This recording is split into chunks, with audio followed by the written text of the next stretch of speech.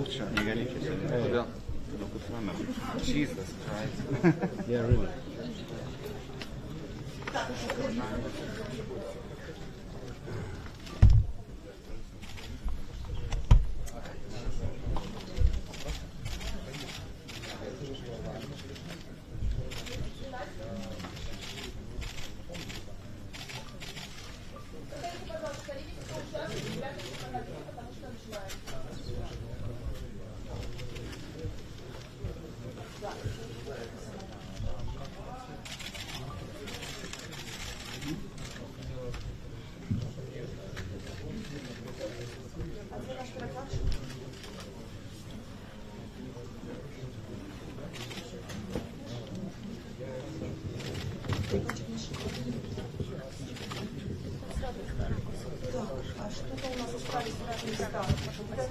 Кого?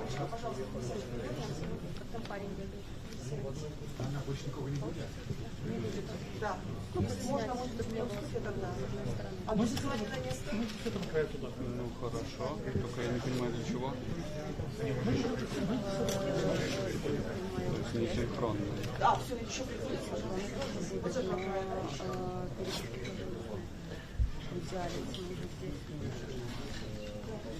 Либо Света тогда телефоном побегает, понимает, если тяжело, что она Нет, мне не тяжело. Просто понимать, в какие моменты начинать конференцию. Так, студия вот эти... там парень бегает с камерой. Прибрать пока? Он фоткает. Нет, с камерой. Фото снимает видео с разных ракурсов. Это пока не рассаживают. Ну, я могу. Посмотрим по ходу действия. Я просто хочу снять, если вы посмотрите. Так, добре. Починаємо нашу пресову конференцію Святлани Тихановської і людей, які були видворені з Білорусі під видом визволення. Яны сьогодні усі тут. Наша праця буде... Ось так? Наша праця буде йти наступним чином. Спочатку Святлана Тихановська скаже пару словаў, спачатку па-беларуску, потым па-ангельску. У нас ідзе трансляцыя. Пасля гэтага будзе некалькі словаў скажа прэзідэнт Радыё Свабода, які таксама тут з намі. І пасля гэтага паліцняволеныя, былыя цяпер ужо, змогуць сказаць некалькі словаў, толькі сколькі яны захочуць, і адкажуць на вашы пытанні. Святлана Тихановская таксама адкажа на вашы пытанні. Таму пачынаем. Святлана Тихановская. Святлана Тихановская долучаецца да нас. Ці бачна Святлану, ці яна ўжо з намі? Так.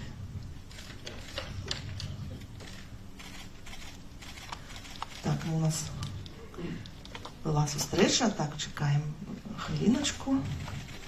Организационные моменты.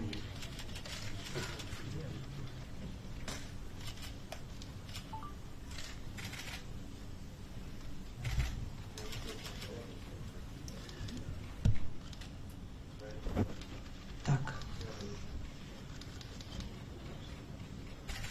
Ну, спокойно. Вы можете сделать фото. Вот так.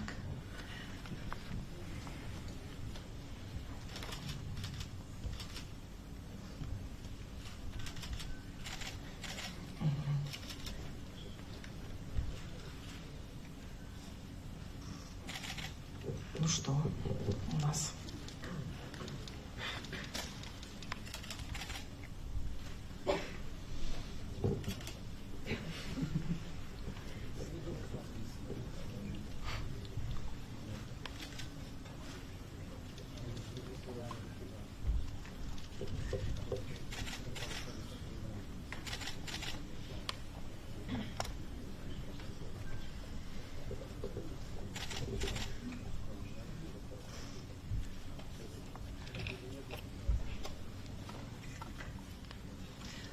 Так, і зараз нам яшчэ павінны прынесці спіс удзельнікаў нашай прэсавай канферэнцыі з іх імёнамі і прозвішчамі на лацінкай, каб вам было зручна глядзець, хто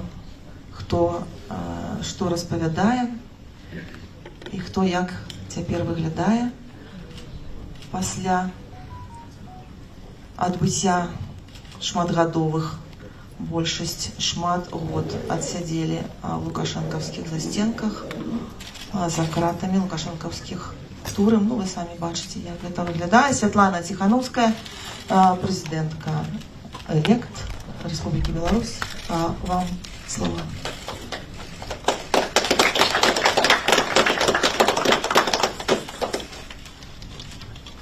Прежде всего, я хочу привітать наших героев на воле.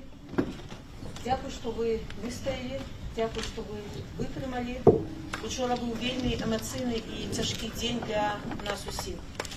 Найперш я хочу падзякаваць прэзідэнту Трампу, Джону Коулу, Крысу Сміту. Бо дзякуючы ім і іх дыпламатычным намаганням людзі выйшлі на свабоду. І прэзідэнт Трамп правільна назваў гэта вызваленне закладнікаў. І мы цэнім яго асабістую ролю ў гэтым гуманітарным працэсе.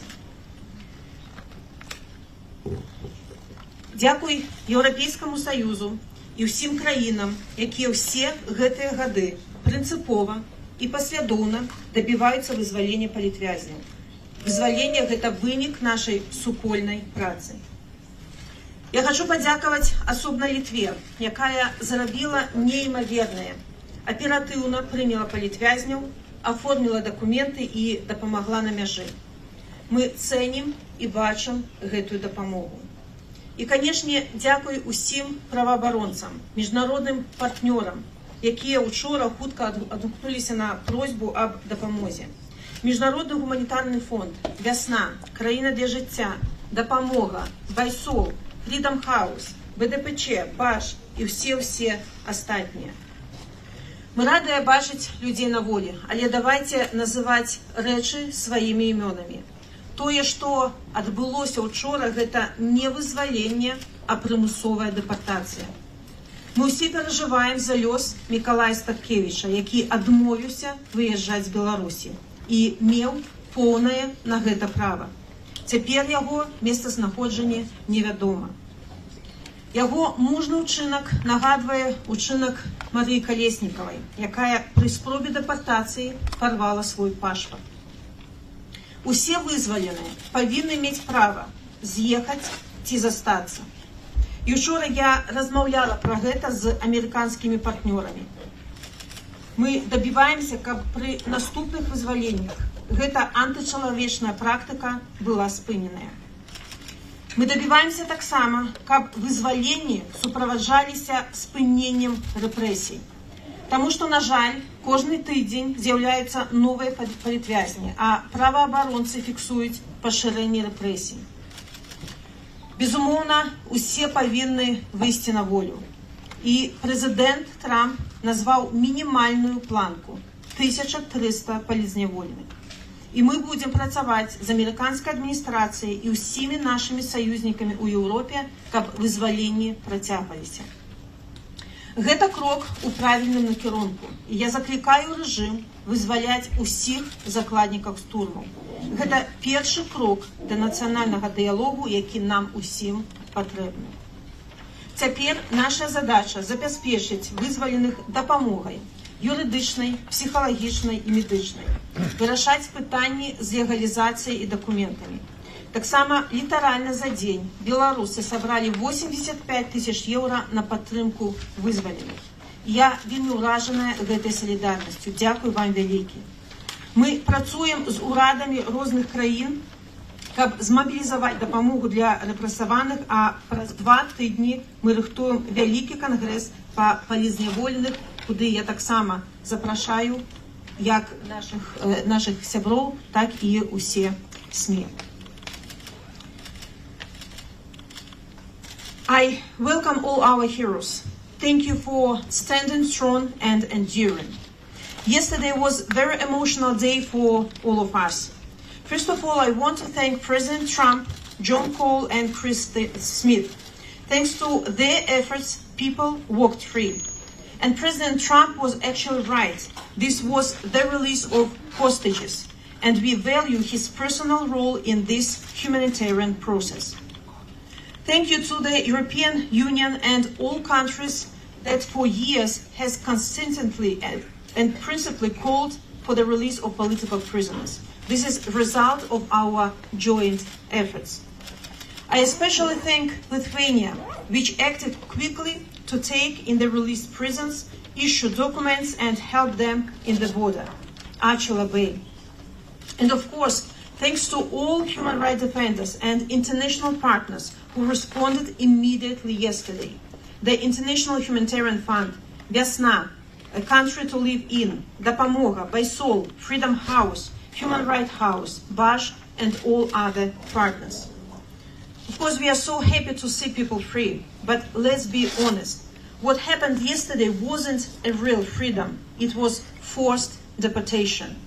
We are very worried about the fate of Mykolai Statkevich, who refused to leave Belarus, and which was his right. And now his whereabouts is unknown. His brave act reminds me of the act of Maria Kolesnikova, who tore her passport when the regime tried to deport her. Everyone who is released has the right to choose either to stay or to leave. And I spoke about this yesterday with our American partners, and we are pushing on that. Wait.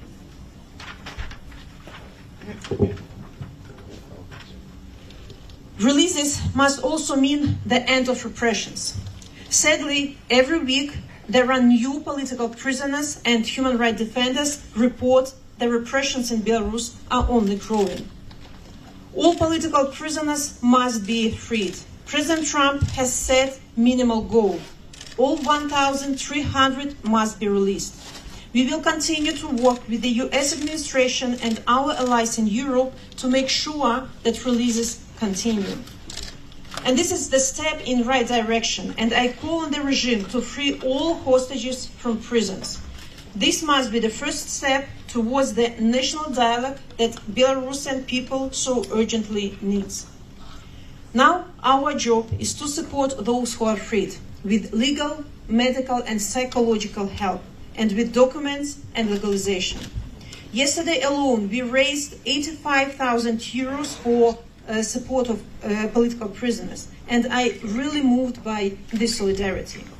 We are working with other governments to mobilize even more help, and in 2 weeks we are preparing a major congress on political prisoners, and I invite everybody to join. And now I would like to give the floor to our political prisoners. Thank you.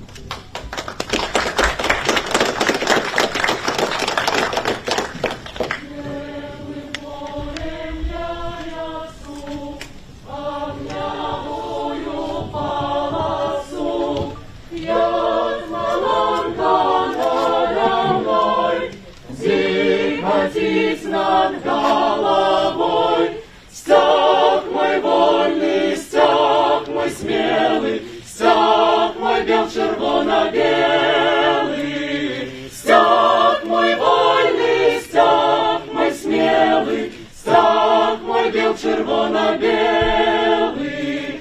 Был отважный продах мой у погони боевой, той погони чую звон, хай несется навздогон. Стяг мой вольный, стяг мой смелый, стяг мой бел-червоно-белый, стяг мой вольный, стяг мой смелый, стяг мой бел-червоно-белый.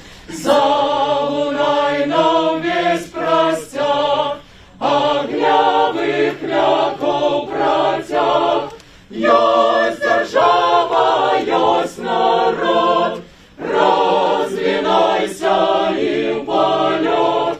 Стяг мой вольный, стяг мой смелый, стяг мой бел-червоно-белый, стяг мой вольный, стяг мой смелый, стяг мой бел-червоно-белый. Живе Беларусь! Живе! Живе Беларусь! Живе! Живе Беларусь! Живе!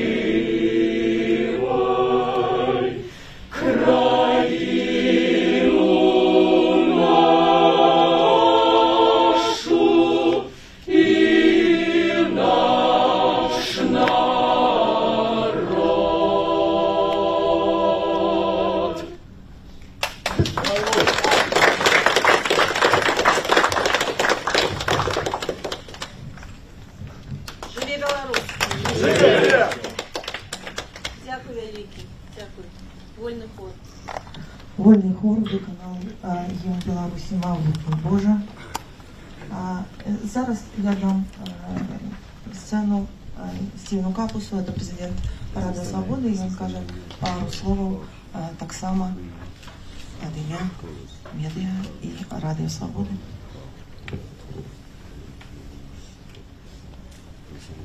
Thank you so much. That was a very moving performance. Thank you for having me here today. I stand here in awe of the dedication and the bravery of these people and the dedication of Svetlana and the entire group of people who have tirelessly worked to make this day possible. Without that dedication, we would not be here. President Trump's administration has made it a priority to bring home the political prisoners of Belarus, and we applaud those efforts. We also know that we would not be there without that dedication.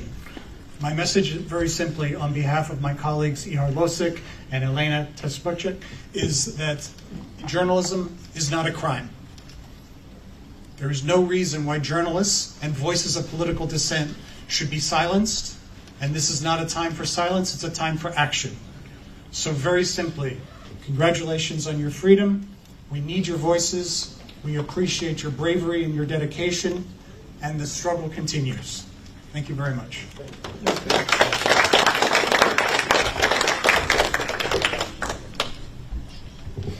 І цяпер мы пераходзім к наступнай частцы. Гэта калі хтосьці хоча зараз выказацца, можа быць, адразу можаце казаць некалькі словаў. Добра, дзякую. Николай Сергеевич. Адразу называйце сваё імя. Сергей Спариш, Народная Громада. К сожалению, из Народной Громады Николай Статкевич не в состоянии сейчас здесь присутствовать. Мы не знаем, что с ним происходит. Теоретически, может быть, и не жив даже. Что угодно может случиться с этим человеком в данный момент. Я с ним пересекался сутки назад. Мы оказались в тюрьме КГБ. Вот. Он в очень хорошем состоянии морально. В лучшем даже, чем был в 2020 году. Он мне показался даже здоровее. Потому что в 2020 году он ужасно переживал за то, как себя поведут белорусы. Может быть, не сдюжит. Вот. А оказалось, что получилось очень даже неплохо. И он сказал, теперь в Беларуси нация уже сформирована. Если раньше были какие-то сомнения, то сейчас очевидно, нация в Беларуси имеется. Но нет пока что государства. Соответственно, задача, после того, как мы обрели нацию, нужно обрести и государство. Но для того, чтобы обрести государство, нужна борьба. Иногда мы привыкли, к сожалению, к тому, чтобы не заходить за красные линии. Нам Лукашенко нарисовал красную линию, и мы подходим к ней аккуратненько, но не заходим. Тогда Лукашенко рисует линию вот здесь, и мы начинаем здесь. Некоторые сразу рисуют для себя розовую линию, и они боятся переходить даже за розовую, и тогда она очень быстро становится красной. Поэтому необходимо постоянно расширять пространство свободы, как говорил Николай Саткевич. И должен постоянно быть какой-то моральный пример. Не может быть нации, в которой нет лидера, находящегося на территории этой страны. Вот. Лидер должен быть в стране. Нельсон Мандела не мог быть лидером африканского народа, находясь где-то в эмиграции. К сожалению, мы должны признать, что как минимум моральный лидер должен быть там. Поэтому Николай Статкевич остался в Беларуси. Вот. Он сказал, что в 90-е годы он уже был очень близок к смерти и бояться не пристало. Кроме того, он шляхтич, вот, из старого рода, который еще 16 века был в диссидентах. Он советский офицер, вот, и один из отцов белорусской армии. Поэтому он как бы рискует очень сильно, потому что здоровье у него очень сильно подорвано. Несмотря на его очень хорошее внешнее состояние, у него серьезная аритмия. Вот, ему очень тяжело ходить периодически. Вот, он находился 6 раз вкрытой, 6 раз в одиночке. В одиночке это по 6 месяцев. Вот. Он уже в одиночной камере провел 2 года и 7 месяцев. Это, по сути, убийство. Он 3 раза был под ковидом, 1 раз у него был инфаркт, 1 раз у него была проблема воспаления легких. Кроме того, у него еще с 90-х годов бронхит хронический. В данный момент необходимо, если человек поставил себя в качестве морального нашего лидера, вот, необходимо нам всем, независимо от политических взглядов, отношений каких-то между собой, не делить шкуру убитого Лукашенко, не убитого Лукашенко, а защитить того человека, который в данный момент за всех нас там рискует своей собственной жизнью. Хотя мог находиться здесь и попивать пиво. Вот. Мы должны все вместе немедленно записать некое обращение от всех политических сил, от всех общественных организаций с требованием немедленно выполнить договоренности, которые были заключены с Трампом. Если Трамп сказал, что он должен быть освобожден, значит он должен быть освобожден. Вот. И он должен прямо сейчас общаться с нами из Минска. Спасибо. Свободу Николаю Статкевичу! Свободу! Николаю Статкевичу! Ось так само там лежать мікрофони, можете їх використовувати. Дякую. Ну, моя история началась 16 февраля, когда умер Алексей Навальный. Я понимал, что человек умер в тюрьме, и мне важно было, чтобы белорусы, находясь в Белоруссии, все-таки отдали должное этому человеку, поэтому я сделал портрет, купил бело-червоно-белые розы, пошел к российскому посольству. Я видел, что там стоит бус ОМОНа, но ноги меня несли, скажем, за граты. Я понимал, что я иду как на Голгофу, потому что понимал, что я сяду. Но это понимание возникло потому, что в Беларуси нет возможности для легальной политической деятельности, нет легально давать комментарии, нет легально никакой возможности, у вас нет просто никакого будущего. Я, наверное, человек, который последний оставался в Беларуси, являюсь председателем белорусской партии «Зеленая», зовут меня Дмитрий Кущук. Дальше началось очень страшное. После 30 суток меня завели в уголовное дело. Значит, я находился в камере метров 6, где находилось 13 человек. Люди спят, они не могут перевернуться. Они по 3 ночи стоят стоя, потому что не хватает места просто лечь на пол. Люди находятся в таком состоянии. Вас перемещают по пространству вот в таком положении. Причем я высокий, вас ведут вот так. Да, то есть это ужасно. Я являлся по административному нарушению, мне не было предъявлено уголовная ответственность, но вас перемещают в таком положении по всему этому ИВСу. Там очень много клопов, очень трудно санитарные какие-то нормы, то есть у меня было все фактически, я там чесался. Я когда приехал на Володарку, вынужден был поменять всю одежду.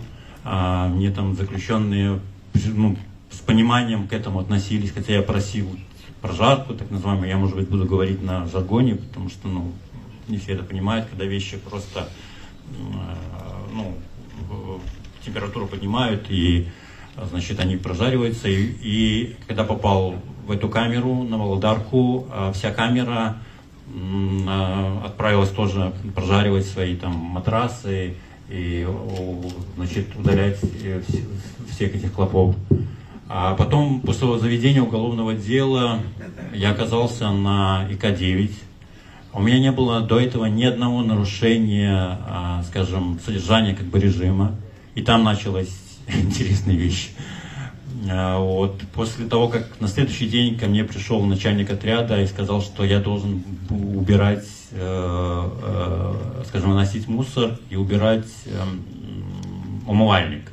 Что это значит? Это значит о том, что не все умывальники нужно убирать, вас как бы готовят к тому, что вы отказываетесь, и это отказ, как так называемый низкий статус. То есть, если вы уберете, вам присвоит это низкий статус. Значит, после этого я попал на 7 суток в ШИЗО, и через день мне опять вызывают, скажем, без предъявления какого-то обвинения, так называемое наказание выносят. Я оказываюсь еще на 10 суток в ШИЗО. После этого, отбывания этого наказания, в карантине находится там 15 дней. После отбывания я попадаю в жилую зону, находился там буквально 3 дня.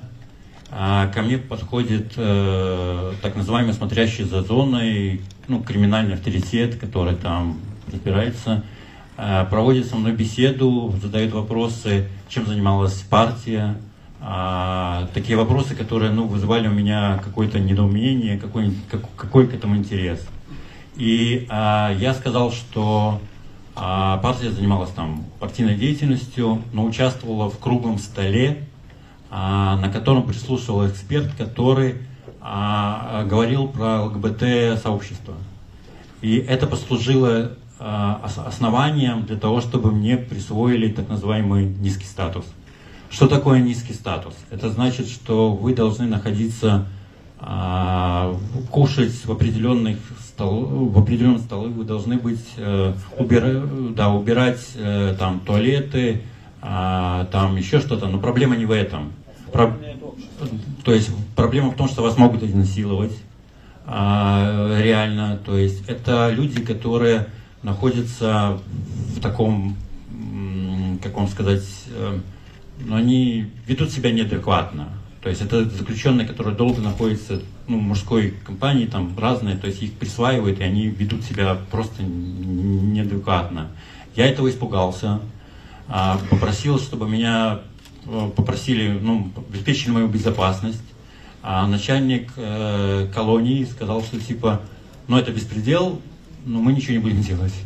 Я пришел на голодовку. В общей сложности у меня за 7 месяцев я просидел в одиночке, где 4 раза был на голодовке. Первых 2 дня я провел как бы на голодовке. Мне сказали, что типа по мне отменяют этот низкий статус. На самом деле это был развод. Я отсидел 15 суток. И после этого меня еще садят на 2 месяца так называемое ПКТ. И там началось непонятное такое движение. Меня сядут за стенкой, где находятся милиционеры.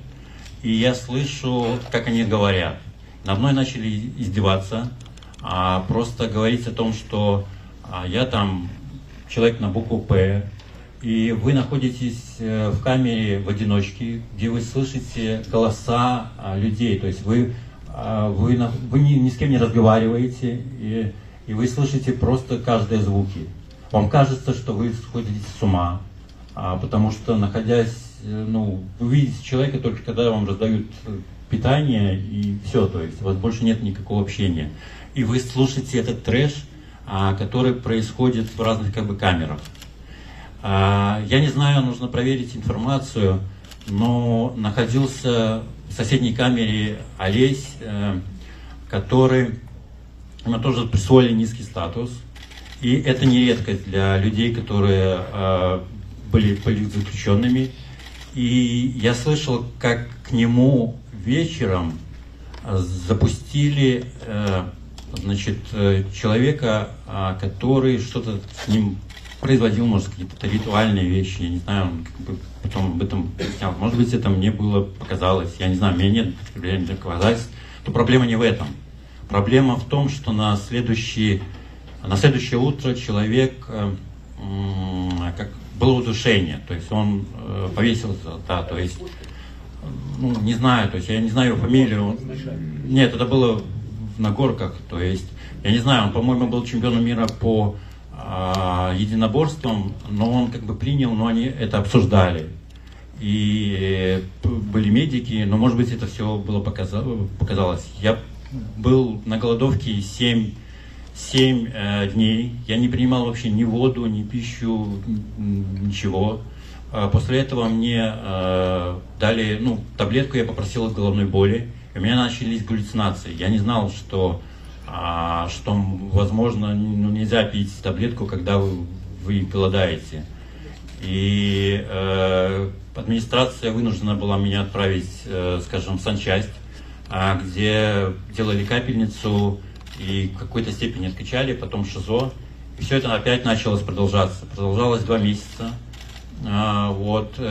Я не признавал свой низкий статус по этим самым, и надо мной каждый день, каждых полчаса фактически говорили, что я там на букву «П», такие выражения, я не могу это цензурно говорить. И все это было довольно сложно. Вот потом мне сказали, что я в Беларуси чуть не возглавлял ЛГБТ-сообщество, пустили такие слухи, и после этого вся зона, все, скажем, люди, которые находятся в колонии, они, ну, как-то против меня, там, не знаю, то есть у них было отношение просто ужасное, то есть я выходил там в столовую, там еще что-то, и просто вас там гнобили, то есть причем это чувствовалось от каждого человека, который находился, скажем, рядом со мной. В промзоне ко мне подходили люди со всей промзоны, которые, скажем, ну, провоцировали на разные такие, чтобы было как бы признание моего статуса, так называемого. Вот. Но были люди, которые поддерживали. Были реально адекватные люди, их очень мало, но которые имели политические взгляды, которые более-менее, ну, были мужиками. Я понимаю, что это звучит как-то сложно, но они мне давали там какие-то потом продукты, помогали, то есть была какая-то солидарность. Для них это было сложно, но они это делали. После всех этих моментов, после этой промзоне, я попал в обморок, когда меня выносили наказание, и, значит, так получилось, что я оказался в таком положении, упал в обморок, и мне показалось, что я как бы как лежу как в гробу, и поднимаюсь, и тут я вижу Олеся Беляцкого. Я с ним переговорил 10 минут. Он вернулся на тот момент с РБ, у него была, по-моему, операция на ноге, он сказал, и для меня это была, ну, какая-то поддержка. Я потом, у меня не было с ним встречи, я не знаю, что с ним сейчас происходит, но в любом случае, то есть это была какая-то надежда, мы с ним переговорили, он подтвердил, что Сергей Тихановский на свободе, он сказал, что люди еще находятся, анархисты, скажем, журналисты. Я доверял эту информацию, потому что, ну, информацию нужно в тюрьме проверять, там нету СМИ. Вот. И все потом 4 месяца меня реально провоцировали, обвиняли. Где-то за месяц начали говорить про помилование. То есть у них пошла такая информация вот о том, что типа тебя помилуют. Каждых полчаса стояла так называемый динамик возле окна, и вы фактически слышите переговоры, которые идут по рации. И каждых полчаса вам говорят, вас помилуют, а потом отказ. То есть вас ведут на КПП, а как бы отказ. Вы понимаете, что вы как бы сходите с ума. То есть вы реально, ну, это сложно объяснить, когда вы находитесь в одиночке, сложно проанализировать информацию, сложно то есть вы ни с кем не разговариваете. Это на самом деле 7 месяцев в одиночке, это, ну, просто издевательство над людьми. И когда я оказался потом скажем, ну, когда я понимал уже, что везут меня, скажем, на свободу, вот, было как-то, ну, наверное, я бы хотел высказать, наверное, слова благодарности, потому что у меня оставалось еще 4 года, за меня завели уголовное дело по 411 статье, это большая проблема для политических уволенных, им продлевают сроки.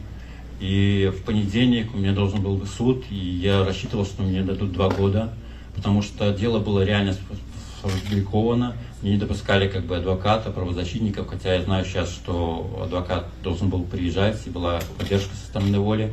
Я делал все это легально, просил администрацию это сделать, но, к сожалению, доступа к адвокату никакого не было. Вот, и в понедельник, то есть при следственных действиях я порвал, скажем, протокол допроса, хотя допроса реально не было. И допрос длился 7 минут по документам.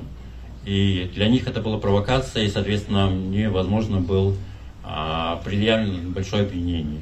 Поэтому, наверное, для меня это освобождение, это как глоток воздуха, потому что я бы, если бы меня сейчас не помиловали, наверное, пробыл бы в тюрьме 6 лет. И это очень страшно, когда вы фактически 6 лет проводите за то, что участвовали в 2020 году в мероприятии, и за то, что вы публиковали публикации за партийную деятельность. Поэтому огромное всем спасибо за то, что помогли, за то, что дали надежду. Я думаю, что мы будем сейчас заниматься партийным строительством. Мы постараемся, чтобы люди выходили, и дальше у них была тоже надежда внутри Беларуси, что это все закончится. Дякую. Это был Дмитрий Кучук, старшиня партии «Зеленых». Микола Дедок, блогер. Першае, я хотел бы пачаць падзяку. Буду дзякаваць і не стамляцца казаць зноўку і зноў.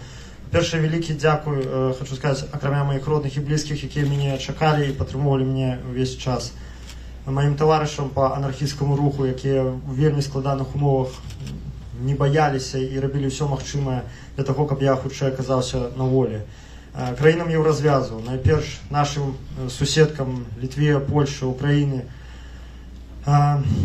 якія вельмі шмат таксама зрабілі для таго, каб мы тут аказались. Асабліва літоўцы добра сябе праявілі. Учора, калі нас прывезлі на КПП, ведаеце, я пасля таго, што адбывалася з намі ў СІЗА КДБ, адкуль прывезлі мяне яшчэ некаторых таварышаў, гэта быў такі яркі кантраст, калі мы перасеклі гэтую мяжу, і у нас у аўтобус зашоў чалавек, і першае, што ён кажа: я доктар, можа, каму патрэбная медычная дапамога. Я настолькі ад гэтага адвык, калі на працягу 5 год з нас толькі здзекваліся, я чуў толькі здзекі, пераважна здзекі, абразы, нейкія кпіны на свой адрас. І тут я пашу чалавека, які проста захацеў штосьці добрае сказаць, і пацікаўся, ці не трэба камусь медычная дапамога. Там нам раздалі ваду, гэтыя крэкеры. Гэта, можа, падаецца такая дробязь, але, паверце, для нас гэта не дробязь.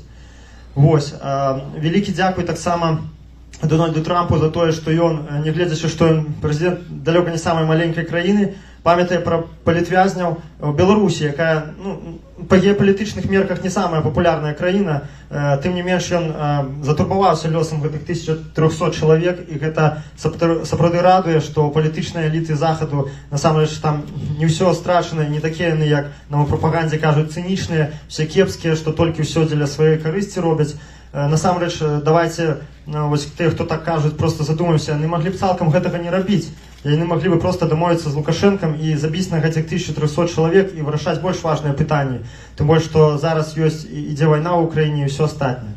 Далей я хацеў бы падзякаваць дыпламатычнаму корпусу краіны развязу, праваабаронцам беларускім, журналістам, ды нават усім журналістам, якія прыйшлі зараз сюды, якія неабыякавыя. Конечно, я хотел бы подякаваць Светлане Тихановской и ее офису. Это люди, которые неспынно працуюць на то, каб не только мы были вольны, а Беларусь была вольная. Что я хотел бы сказать? Вот тут передо мной человек сказал вельмі слушна про умову утрымання, але, конечно, то, что он рассказал, это нават не 1/10 того, что сапраўды адбываецца. Я зараз скажу вам, сябры, с полной адказнасцю и офиційна. Свет просто яшчэ не уяўляе маштабаў того, что адбываецца ў Беларусі. Тых парушэнняў правоў чалавека, тых здзекаў, гвалту усіх відаў, псіхалагічны, фізічны, сексуальны гвалт. Калі я пачну гэта все пералічваць, нам 3 прэс-канферэнцый не хопіць для того, каб все это расказаць. Я не буду зараз пра сябе асабіста казаць, што я зазнаў, бо насамрэч прыкладна ў усіх палітвязняў плюс-мінус адна гісторыя.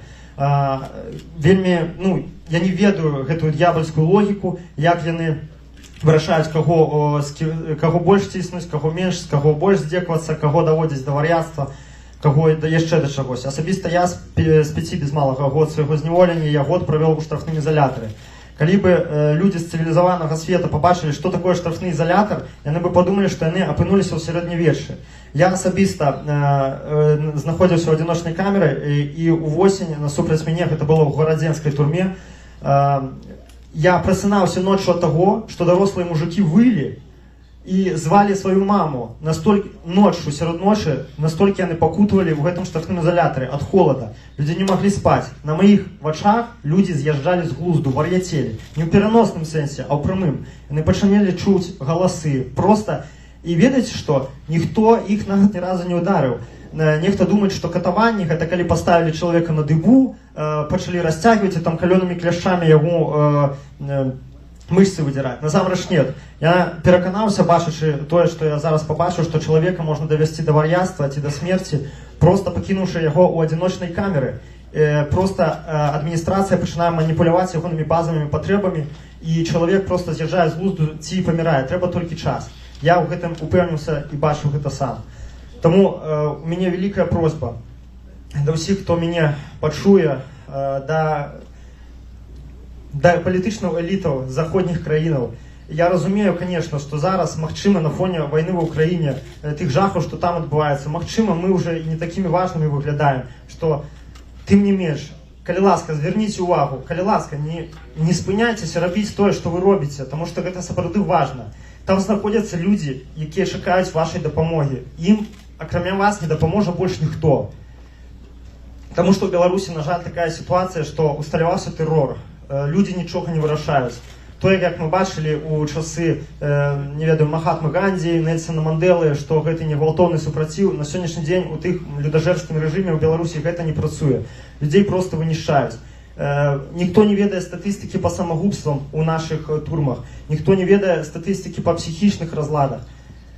Адбываюцца рэчы страшныя. Я сам, толькі на пэўным этапе зразумеў проста гэтага маштаб. Я вас упэўніваю, што калі пройдуць дзесяцігоддзі, і мы пабачым гэтыя гады, у якія мы зараз жывем у Беларусі, яны войдуць як новы 37 год.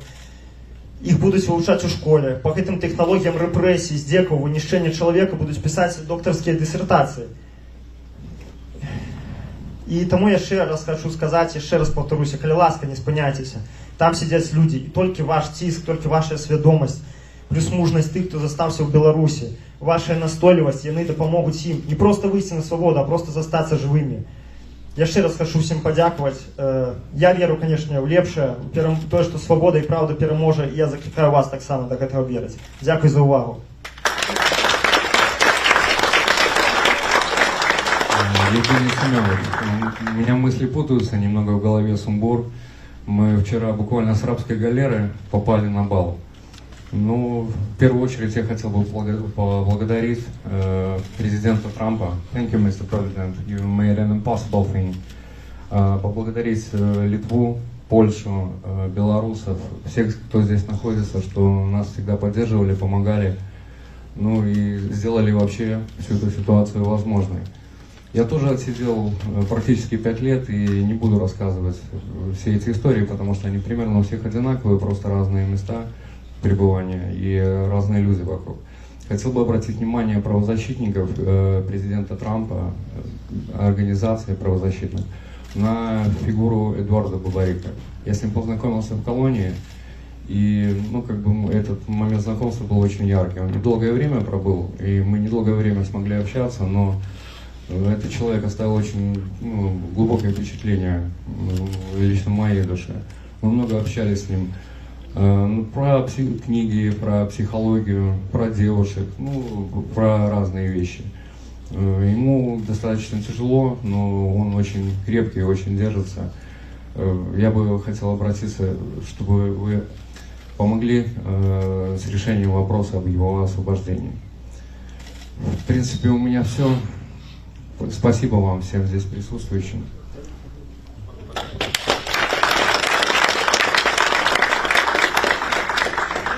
Вітаю усіх, я Ірина Славнікова. Начну со слова подяки відомо президенту США Дональду Трампу, ягонай адміністрації, так само кіраўніцтву країнаў Євразв'язу, відомо Літве і Польщі, так само не перестану дякувати своїм колегам, шматліким правоабаронцам Белорусской ассоциации журналистов, так само ассоциации былых полізневоленых и сваяков полізневоленых. Конечно, учорашні дзень, калі я трапила, нас урбезлі рознымі, падзякаваць за тое, што мои пакуты, мои выпрабавання, агалоўныя пакуты моих сваякоў і родных скончыліся. З моего 5гадового тэрміну мне засталося 8 месяцаў, але гэта у тых месцах кожны дзень гэта выпрабаванне, вялікі стрэс і гэтак далей, і таму не трэба на гэта забывацца. І калі я побачила учора, нас везли там розным транспартам, і калі мы апынуліся ў адным памяшканні, і я побачила асобаў, якія былі учора вызвалены, дэпартаваны, выкінуты з краіны, называйце гэта як хочаце. Я подумала, нарэшце гэта зрушылася, нарэшце. І можна спадзявацца, што гэта не скончыцца.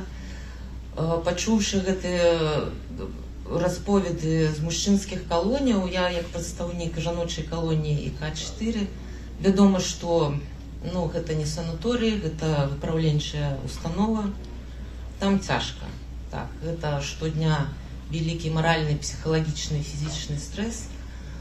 Але не гледзячы на ўсё, давайте не забывацца, што прыкладаць максімум намаганняў, высілкаў, рабіць усё, што толькі магчыма, і памятаць, што на ІК-4 засталіся нашы разумныя, прыгожыя, файныя жанчыны, неверагодныя, сярод якіх Марыя Калеснікава.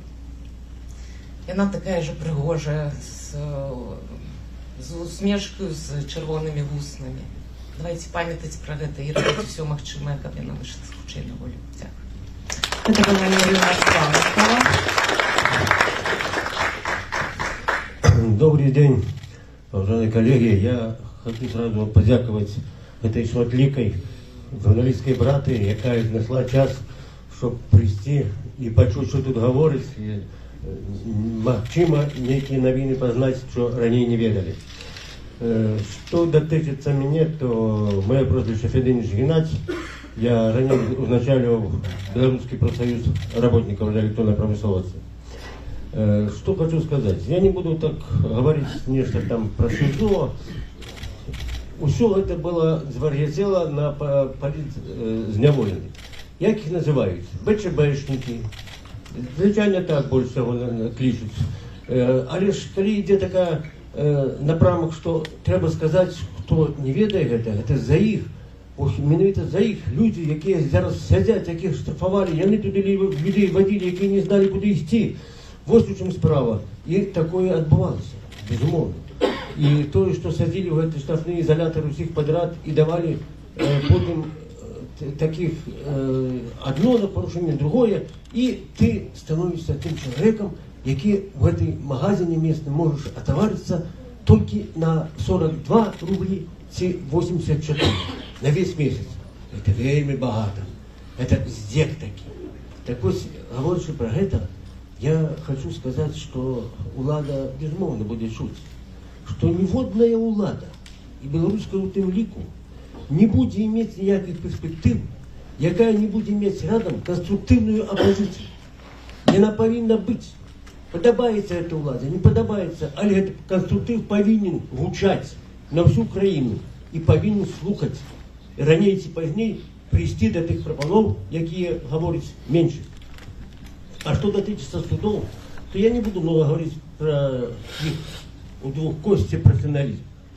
Безумовно, в Беларусі пора ввести суд присяжных и запросить у яго, між тым, як країна, мабуть, першая пасля Росії, запросить і замежных специалистов, каб повучились у іх. Ці ёсць доказы гэтых судов. І адбудзецца тое, што шмат усіх пытанняў адпадуць, таму што доказаў ніякіх няма. А ёсць толькі пажаданне тэлефоннага права. Вот такая цена. Что дотычется мне, то скажу щиро вам, что як себе еще поставишь, так и будет. Про полгоды я это не ведал, мне это было по барабану. Меня звали Федорович. И те, кто сидел по 15-20 год, чтобы за полгоды называть по батьку, это выдатно, потому что по-іншому никто не кликал. Мне все так было. Але ж, коли запросив до себе, тільки зараз не хвалюйтеся, запросив до себе начальник оперативной такой группы. Ну, майор такий, ну чому він запросив? Я прийшов, а чому вам потрібно? А от я хочу познайомитися з тобою. Ну, давайте познайомимося. А скажи, коли ласка, а чим ти будеш займатися тут? Я, коли доручиться, могу створить профсоюзную организацию. Не, ты что, вот ни в коем случае. Ну, я ж пошутковал, что я не буду ничего створать. А лишь не в этом сенсе. Я скажу вот что за того. Сказать, что там тяжко, ні. Сказать, что отсотка 80 людей, які зараз так тяжко глядеть на них. Просто слов просто нема. І, безумовно, самому становиться вельми тяжко на душі, і як з цього вийстя виходить. Скажу щиро, я ніколи не писав вірш. І коли перший вірш написав і послав жонці, вона мені сказала, а чого ти раніше не робив? Я говорю, не було справи. І колись Олесь Беляцький мені після своєї першої відсідки говорить, Геннадій, тобі треба посадити в тюрму, дать ще такий оловок, щоб ти написав книгу, а я її видрукую. Я на Володарстве зустрілися з ними, що накаркав в цьому плані, але ж усі переписи, усі фотоздимки, усі вірші я тебе забрала. Коли забрала, як нечто вивчити, дякую, хай вивчаюсь. Безумовно, но так робити, а особливо робити так з паспортами, коли нас спеціально вивезли за день, як у всіх, і ми там 13 чоловік опинилися в одній камері, і потім з раниці грає гімн, а чого ви не стоїте? Моє слово не ведаємо. И такая злость, что людей навод зранку не покормили. Специально налили вот столько горбаты и лыжку некой каши. Но никто не стал есть, безумовно. Это не вельми так. А лишь вот эта неприемность, якая там існує до полезной воли, вона, скажу, вельми таку думку дає, що люди накеровані в цей процес, щоб зробити як мага горший гэтими людям. Нічого, витримаємо. А скажу щиро, коли ви не супротив, то я могу эти рядки прочитать вам. Они на русском языке, я на белорусском писал немало. Когда в душе становится так больно, что сердце рвется от тоски, я вспоминаю маленького деда, чтобы не свихнуться от тоски. Он с женой тогда лежал в больнице. Я приезжал их навещать, чтобы сыну было веселее. Он младший, это можно все сказать. Он маленький, такой красивый, что впору его девочкой назвать. А ласковый, послушный, милый, что в лучшем свете хочется признать. Меня увидев, бежал навстречу, ручки врозь, а в глазках столько радости и счастья, что сердце от любви сжималось всерьез. С разбегу прыгнул мне на руки и шею крепко обхватив, кричал: «Мой папочка приехал!» А мне ответить не хватало сил. Когда в уме картинку это вижу, мне на душе становится серьезно и радостно, немножко больно. И трудно воздержаться не от слез. Спасибо. При хочу сказать, что я, безумовно, дякую великому нашу Злученим Штатам Америки Дональду Трампу, особисто тим людям різних організацій, які донесли гэтую думку до президента Злучених Штатів Америки, які гэта агучив. Безумовно, усім країнам Єврозв'язу, в першу чергу нашим сусідам Литві, Польщі,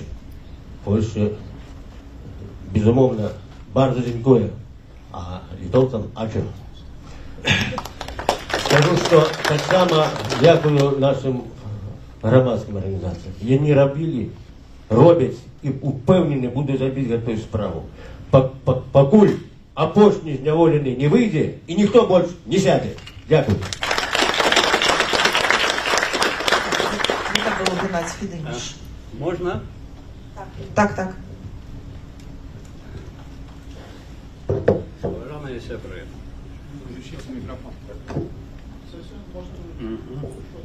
Поважаныя сябры. Мяне клічуць Александр Ярашук, я старшыня Беларускага кангрэсу дэмакратычных прафсаюзаў.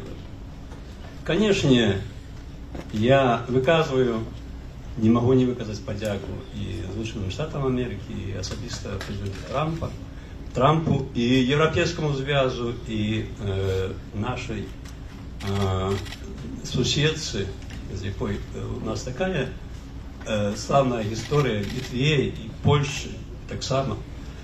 Але перадусім я хочу низко поклониться и поддзякаваць беларускаму народу, потому что ён даў нам силы выстаяць у тых нечалавечых умовах, в якіх мы знаходзімся. Мы ведаем сёння, які страх пануе у беларускім грамадстве, але калі мець на ўвазе тыя ўмовы, тое становішча, якое склалася у закрытай гэтай сферы, што датычыць сферы адбывання пакаранняў, то тут трэба памножыць на 10.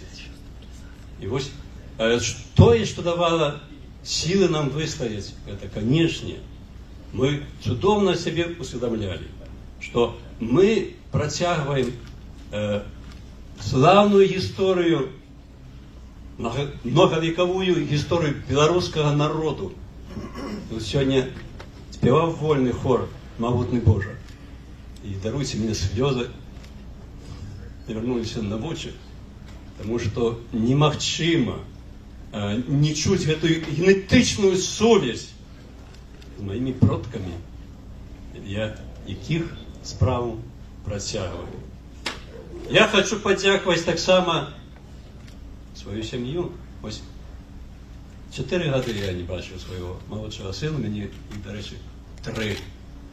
І уявіце сабе, стаіць у сукенцы з партрэтам бацькі. Ну што яшчэ чалавеку трэба для шчасця? Твоя місія будзе выканана тады, калі ты з'яўляешся асабістым прыкладам для сваіх власных дзяцей. І калі гэта прысутнічае, я дакладна вам кажу, усе гэтыя катаванні, дарэчы, якія я на Шкловской зоне меў, а гэта сёння фабрыка катаванняў, з якую асабіста узначальвае гаспадар Карніенка, гаспадар, які, напэўна, вельмі імкнецца быць генералам, ён пакуль палкоўнікам, хутчэй за ўсё яго ацэняць па заслугам. Вось. І калі мяне просто адстрэльвалі на кожным кроку, калі я яшчэ не до каранціна ўжо трапіў у ШИЗО, а самае жорсткае жудаснае ШИЗО ў Беларусі гэта у Шклове. І калі першую ноч я думаў, што я яе і не перажыву, але я перажыў у свае 73, а зараз уже 72 года. Зараз мне 74 гады. Калі я перажыў, то я ўжо ведаў, што больш ніхто і ніяк ніколі не зможа надо мной взять верх. І в той жа дзень, калі ўжо разведнела, калі я не мог спаць, таму што насамрэч тут казалі пра той, праз кожныя 15 хвілін ты вымушаны падымацца і прысядаць і аджымацца, ад падлогі, таму што інакш ад холаду замерзнеш. Я выйшаў і сам себе сказал, пайшлі вы далёка-далёка, і пачаў спяваць, сябры. Я, конечно, назіраў, якая будзе рэакцыя. Ніякай рэакцыі абсолютно была поўная цішыня. Я зразумеў, што яны насамрэч баяцца. Яны баяцца таму, што калі мы ехалі учора з гэтымі КДПшнікамі, калі мы былі на сваіх зонах, у сваіх турмах, я з 4 год толькі паўгода побыў на зоне, а ўсё астатняе, увесь астатні час у турме, гэта незвычайна суровае выпрабаванне. Калі я бачыў там увесь час і ў зоне, і ў турме, і учора толькі маскі, ні аднаго твара. Хто гаспадар у краіне? Давайте спытаем сабе. Яны гаспадары, а чаго ж яны баяцца? Таму што яны ведаюць, што яны сёння насамрэч апантаныя страхам. Яны ведаюць, што рана ці позна за ўсё прыйдзецца адказваць. І ў тым ліку за тыя пашпарты, якія яны скрадзены, напэўна, Лукашенко іх узнагародзіць за такую бліскучую аперацыю над намі, што яны ашукалі не толькі нас, але і Трампа, і Злучаныя Штаты, і Еўрапейскі звяз. Ну, дзякуем, хай надалей працягваюць. Мы зараз тут, мы пазбаўлены грамадства, мы не можам вярнуцца на Беларусь. Але я хочу вас запэўніваць, мы туды прыйдзем, туды таму, што мы сапраўдныя гаспадары нашай краіны, нашай любай Беларусі, і дзеля яе не пашкадуем нічога і свайго власнага жыцця. Дзякуй вам.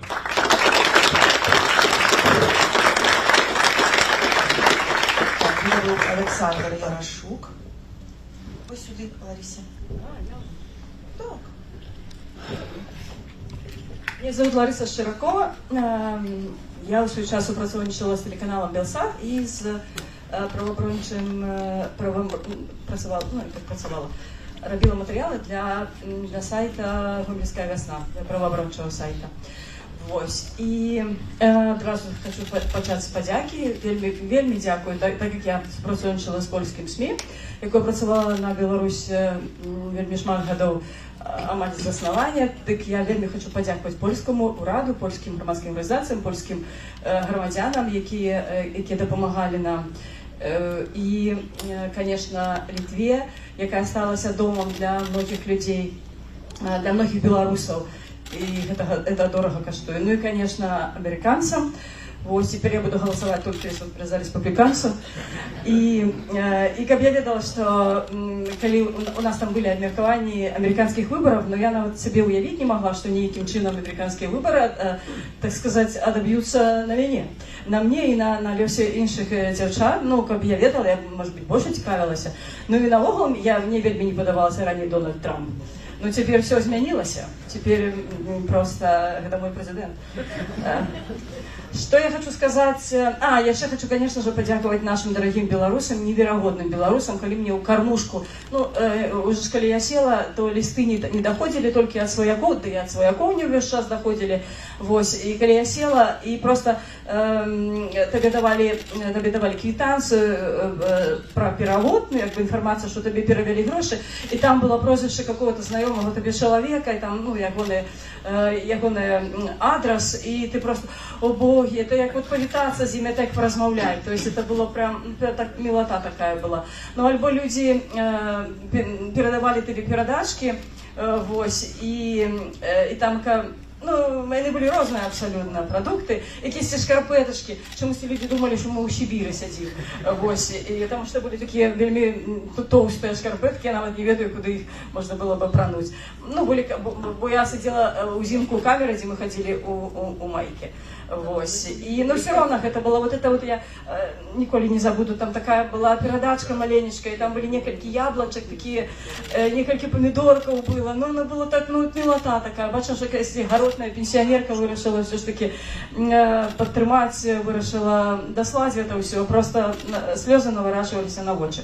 Что я хочу сказать, я невероятно спочуваю всем нашим хлопцам, которые сидели у этих вот невероятных, страшенных мужчинских колониях. Но, на жаль, ну, не, ой, на жаль, божечки, на щастя, я не зведала таких пакутов. І, наколькі я розмовляла з дівчатами, там, в принципі, такого здека над женщинами не було. Ну, принаймні, со мною обиходилися корректно. У СИЗА я там хулиганила крышечку, но это были такие дробные порушения, но в принципе у них была подстава, как мне спокойно, уже было 5 порушений, я уже рыхтовалась идти у карцер, один я только просила оперативника, ну, для Бога, бо я ведаю, что на тебе начепливают эту черную робу, где написано там, что там написано, карцер, СИЗА, и я просила, ну, у меня уже суды начались, чтобы я такой чучелом уже не ходила на еды суды, ну, для Бога, давайте вы меня посадите там пасля, калі вы уже хочете меня садить, но там, не глядячи на шматликие порушения, меня не садили, ставление было корректно, и на колонии так само сказать, что с меня там здекались, вот мы коли знакомились, у карантине я была, и до меня пришел, не до меня пришел, ну, как бы меня выкликал, выбачайте, меня выкликал до себе начальник колонии, и что-то он так со мной нехорошо поразмовлял, прям нехорошо, типа, с вами будет то, что вас чакае лёс Бахваловой, там все будет. И я подумала, похолодела, думала, зараз будет некая, меня будет прессовать. Але нет, меня не прессовали, и у них такие жарточки, я потом зразумела, что это жарточки. Приходишь на комиссию, меня 3 раза позбавляли, я была 3 раза на административной комиссии, и это было позбавление споткания. Чомусь все один причепились до этих спотканий, и только меня так карали. И так само у них такие жарточки были. А вы были в ШИЗА? Нет, не были. Ага, ну так это недопрацовочка, треба посадить. И так само я холодела и думала, что уже на наступный день меня там подставить, и я пойду в ШИЗА. Но ничего этого не здарилося. Вось у гэтым плане было, что допомагало выжить. Многие из нас прочитали у турме Франкла «Скажи життю так». И вось, ну, больше мне допомагала вось эта логотерапия, як ён ее формував, то бок пошук сенсов. И я их, конечно, знаходила там. Это самые сенсы, чему я сижу, что это мне дае, что это не змарнованные часы, бо увогуле усведомление, что ты там просто марнеешь, чижеешь, и тебе это все ничего не дае, и твои годы проходят там. Это, конечно, невыносное, поэтому я максимально там спробовала вучиться, вучала психологию. Мне у гэтым дали Дэвида Майерса, еще у СИЗА я отрымала, мне дал мясцовый психолог Дэвида Майерса «Социальная психология», я ее законспектовала там, збольшого выучила, и когда я трапила у колонию, я уже там эмпиричный материал, это все совпадало с тем, что там было написано, вось, все правила працавали, это все прям чистая правда была. Я выучала психологию, я выучала мовы, испанскую, итальянскую, французскую, вось. Но это все было непросто, это все было, треба было некую хитростью брать. Ну, например, я замовила у книжном клубе самоучитель по гешпанской мове. И, на жаль, у гэты час вышло некое распараджэнне, что мовы забараняется учить, будете манипулировать людьми там, и так далее. И, не мова, это они так обгрунтовывали гэта, психологию на нас позбавили магчимости, там такая полиция была неблагая у колонии психологичных этих книжек, и они нас позбавили магчимости, сказали, что 10-й категорию мы давать не будем, ну, как не манипулировали людьми. Ну, холера з вами. Карацей, і мне не отдали з книжного клуба, я уже купила эту книжку, я ее потом подарила колонии, нате, карыстайцеся. І яны мне ее просто не отдали, але некие бедненькие девочки так само замовляли, и у их были эти книжки, я тут же изъяла эту книжку, почала заниматься, то есть почала заниматься испанской мовой, потом меня перевели в інший отряд з испанской, я уже скончила, я почала займатися італійською мовою, тому що там була жінка, яка жила у Італії, я тут же причепилася до її і просила весь час, умолювала, як вона там які італійські мені слова, викрази там давала, я вивчала. Вось. Коли її визволили, я проглядела всю гигиену всех девок, все, что можно было, там все крема, все души, все, что там было по итальянскому, я так само выучила и выписала. Вось. Ну а с французской мовой я просто взяла «Войну и мир» Толстого, а Мария Колесникова порадила мне, я один раз только з нею розмовляла менавіта про гэта. И она мне порадила, возьми еще в библиотеке, ну это было за день до вызволения, возьми еще Пушкина «Листы до Жонкина», так само по-французски с подсрочным перекладом, я есть в библиотеке, так что так само можешь выучать. Марина Золотова мне подлумачила правила читания, это французские, ну я еще сначала выучала французский. Нас не пускали у спортовую залу, один раз только, 1 месяц мне дозволили заниматься у спортзале, и, ну, я сейчас остатний час я просто у локалки займалась, это как придурок, там такой закуток был, все там полили, девчата там поление 90%, Ось, і все полили, а я там займалася. Ну, альбо, наприклад, це все до пошука сенсу, і що допомагало вижити, і що робило все це, ну, все це можна було перенести. Я, наприклад, ну, ти стоїш на виводі, ти 20-30 хвилин робити нема чого, ти стоїш там, наприклад, практикування для очей робиш, так, по Нарбекову. Тоже сенс, так, там присідаєш, ну, в одним отряді я присідала, в другим там було не прийнято, присідаю, наприклад, ну, пошук сенсу. Ну, і так во всім.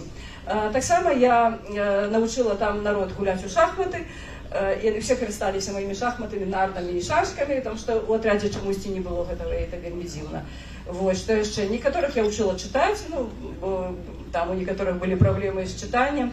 Я организовала поэтичную вечерину, но, правда, здесь я была вельми здивлена, бо я вельми сподівалася на підтримку політичних, але, ну, серед некоторых політичних є таке фанаберисте ставлення, що ми культурные, адекватные, классные люди, а это все, ну, не шушера, ну, что-то такое на кшталт.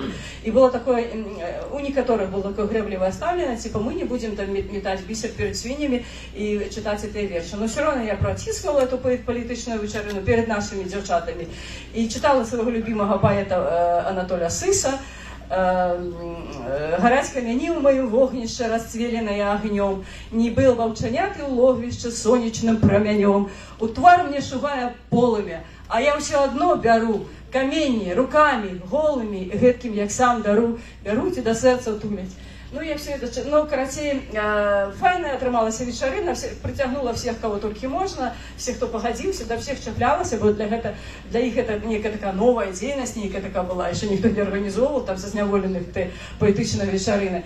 И, ну, мне просто цікаво было, я как, ну, для меня, как некий такой человек, який схильный до науковной деятельности, я весь час назирала за людьми, ну, так как я хотела стать психологом, ну, почала атрымліваць за другую вышэйшую адукацию психологичную, але меня арестовали. И я увесь час называла себя недопсихолог. И это для меня яшчэ чарговый сенс был, что я прям назирала, вот прям назирала с погружением. У меня так атрымалось такі психологичный эксперимент с погружением. Я все это назирала.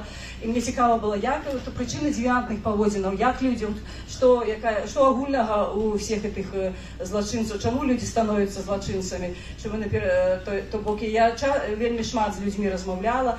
И неправда там, когда я сидела еще в ШИЗА, мне казали, что там никто не делится ничем, что там все про свои криминальные справы не распавядают. Неправда, хлусня, распавядают. И только потекался там людьми, только потекался чем-небудь, как тебе уже тут споведуют, все распавядают. И, конечно, мне цікаво было просто назирать за эту людьми, назирать за человеческой природой, назирать за коммуникацией, ну, короче, вельми шмат, 15-19, правда? Я весь час. Вось, это про пошуки сенсов. И что еще? Что яшчэ я тут конспект накидала. Я разумею, што я уже надакучала, но может быть яшчэ некалькі словаў, літаральна некалькі словаў. Мне вельмі дапамагалі спевы, я спявала ўвесь час. У всех месцах я спевала у локациях, подбухторывала, но одна-то я мало спевала. Ну, камеры мы нового, штодня спевали, просто пели. Потом мы спевали, и, ну, просто меня это выратовало, я такая чуливый человек такие до музыки, и поэтому вот это меня еще выратовало. Вось. А, до речі, самая популярная фраза музыкальная, якую спевали все зняволенные с одной песни, я не ведаю, ведаете вы, там такая была фраза «Сколько нам осталось в этом гребаном аду?» И завжди все зняволенные эту фразу спевали из этой песни. Вось. Ну, что мне тяжко даровать этому режиму, конечно, это то, что два года я и так прожила в этом пекле, 21, 20, 21, 22 год, когда я была под постоянной погрозой, что меня арестуют.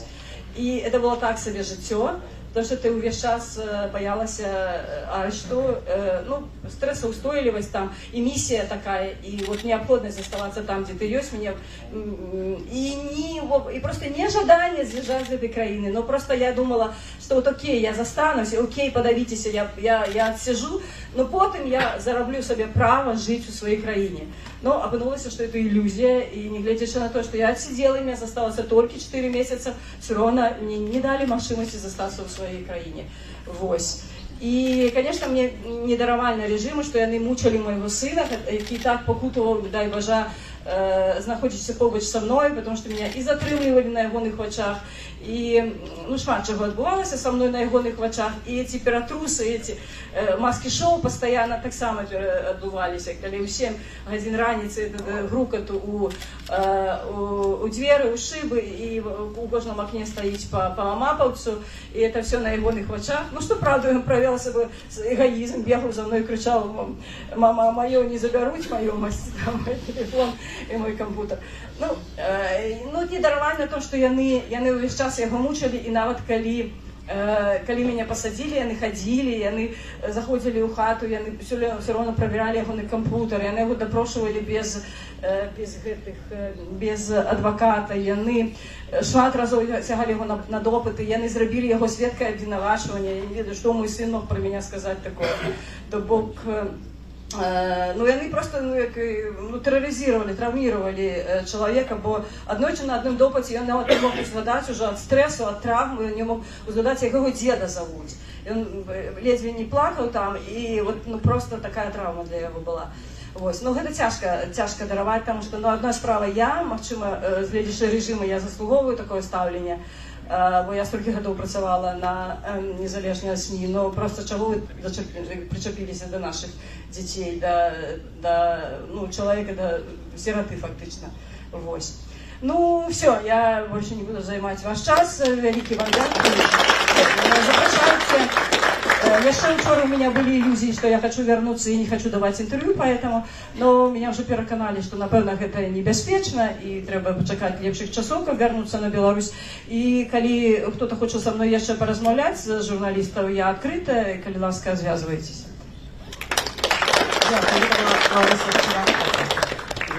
Я вельмі коротко. Александр Манцевич, у мінулым жыцці выдавец тыднёвік арыгінальная газета «Маладзечня». Сёння я тут пачуў, што я былы палітвязнем.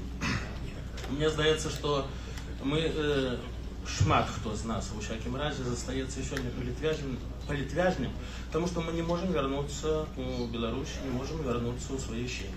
Я не планаваў сюда выязджаць, даведаўся пра тое, што мяне вязуць у Літву, ужо калі мы былі літаральна на фінішнай, кажуць, прамой, што для каменнага логу я зразумеў адназначна. Калі мы павярнулі ад Ашмянаў налева, зразумеў, што мэта Літва. То, як бы,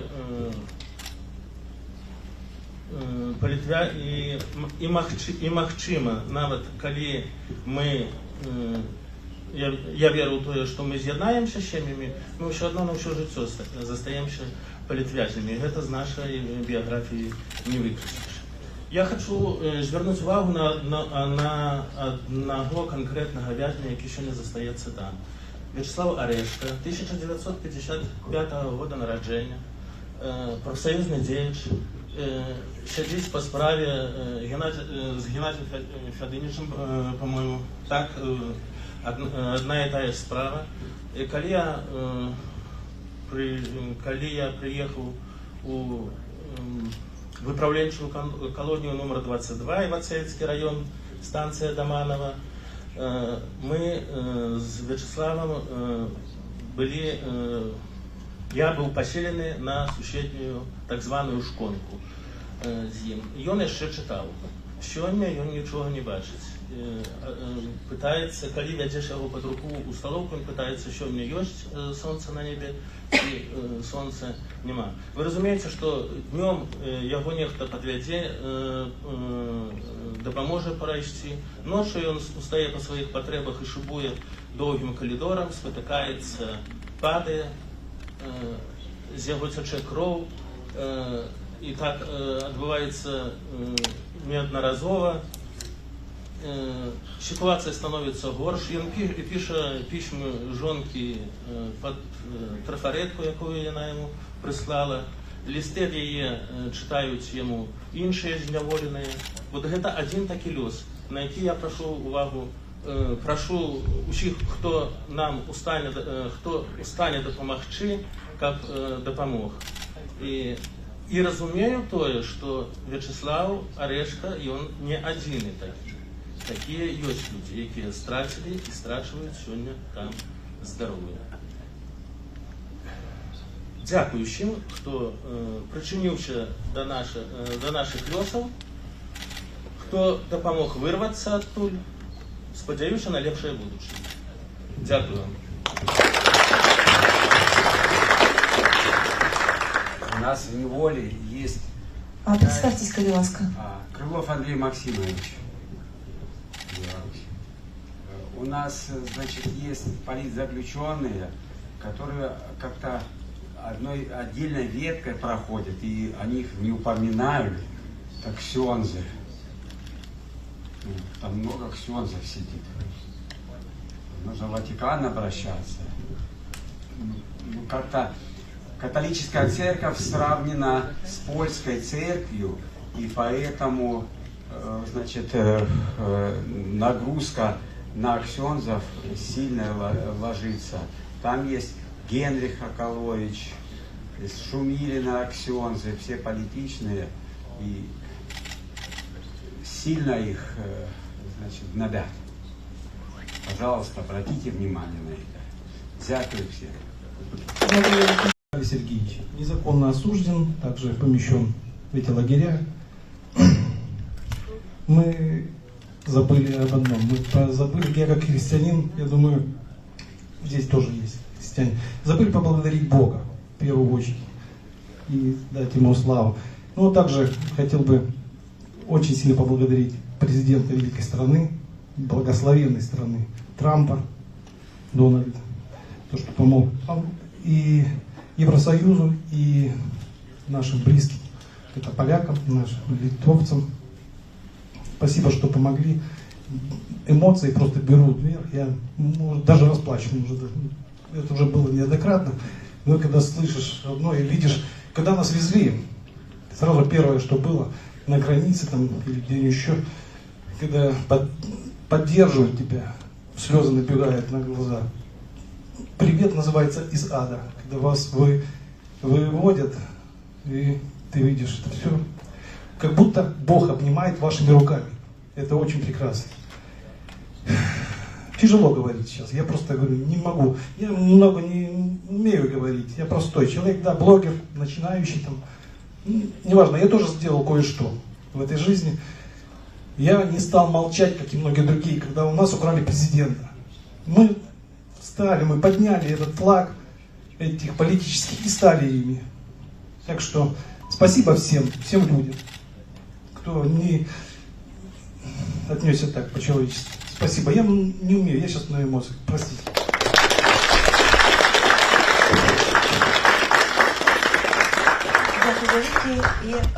Про те, што іх схілялі да так званага супрацоўніцтва аператыўнікі. Па сутнасці это не было добраахвотна. Людзей прымушалі падпісаць нейкія паперы, што яны будуць кагосьці здаваць, нават выязджаючы за мяжу. Ці ціснулі на вас кагосьці з вас, ці аказваўся такі ціск? Падкажыце, калі ласка. Так что, Бондарук Виталий Сергеевич, хочется сказать, все как мы там на зонах говорили. Осужденный Бондарук Виталий Сергеевич, 1975 года рождения, осужден по статье 134 сроком на 5 лет, 306, 308, 309, 370, у меня 5 статей. И так вот, осужден такого-то, такого-то, там все это понятно. Хочется также говорить, потому что привычки остаются, потому что 5 лет прожить в этом аду, и как-то привычка еще остается. Так вот. Это всегда было, это ихняя работа, наверное, она, очень, наверное, хороша. Они сделали все, чтобы мы там в колониях между собой даже ругались. Так называемые желтобирочные, нас называли желтобирочные. Политический 10-й профучет, у меня еще и 7-й. Вечеры там, да. Они все сделали так именно. Есть, мы разные люди. Кто-то может держать пытки холодом, там пытка это холодом. Забрасывают эти. Я был на ИК-17, что люди говорят, это все правда. Я провел 8 месяцев в одиночной камере, в холодной очень камере. Так что Корниенко этот вот, он тоже должен будет понести наказание когда-нибудь, но это должно случиться. Так и многие другие. Администрация это очень ужасно. Вот. Ребята, был вопрос. Вопрос, отвечаю на вопрос. Просто ушел. Да, именно так и происходит. Людей пытаются, вот тех, кто слабых, именно подкупить этим. Ты или работаешь с нами, стучишь на своих друзей, своих, или нет. Это так работает. И вот поэтому там много у нас было уже не солидарности, все пропадали. Не знаю, ответил я на вопрос, не ответил, наверное, что-то я ушел от темы. Тебе давали подписывать такой документ? Мне нет, мне не давали. Так же, как и тот же статус, конечно же, ты отказываешься от этого всего. И помещают тебя в холодную камеру и пугают других. Не будешь делать так, будешь сидеть как Бондарук там в ШИЗО. И там и сдохнешь, если что.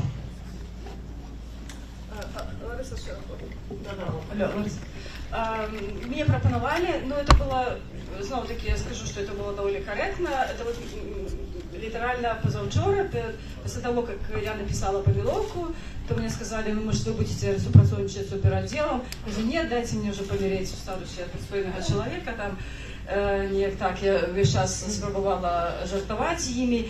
И яшчэ до меня приезжал супрацовник КДБ, и он меня опытывал я приходила там, не сведкой, просто он меня опытывал по некой справе и запытывался. Он сказал, что я вас не ведаю, но мои гомельские коллеги вас ведают, и они просили запытаться, не хотите вы что-нибудь им расповести, а за это они там вам допомогут. Я сказала, что могу расповести, что все прекрасные люди, и, только гэта, только доброе про людей могу сказать. То бок некалькі прапановаў поступало, но я казала, что нет, и ніякай помсты не было адказу.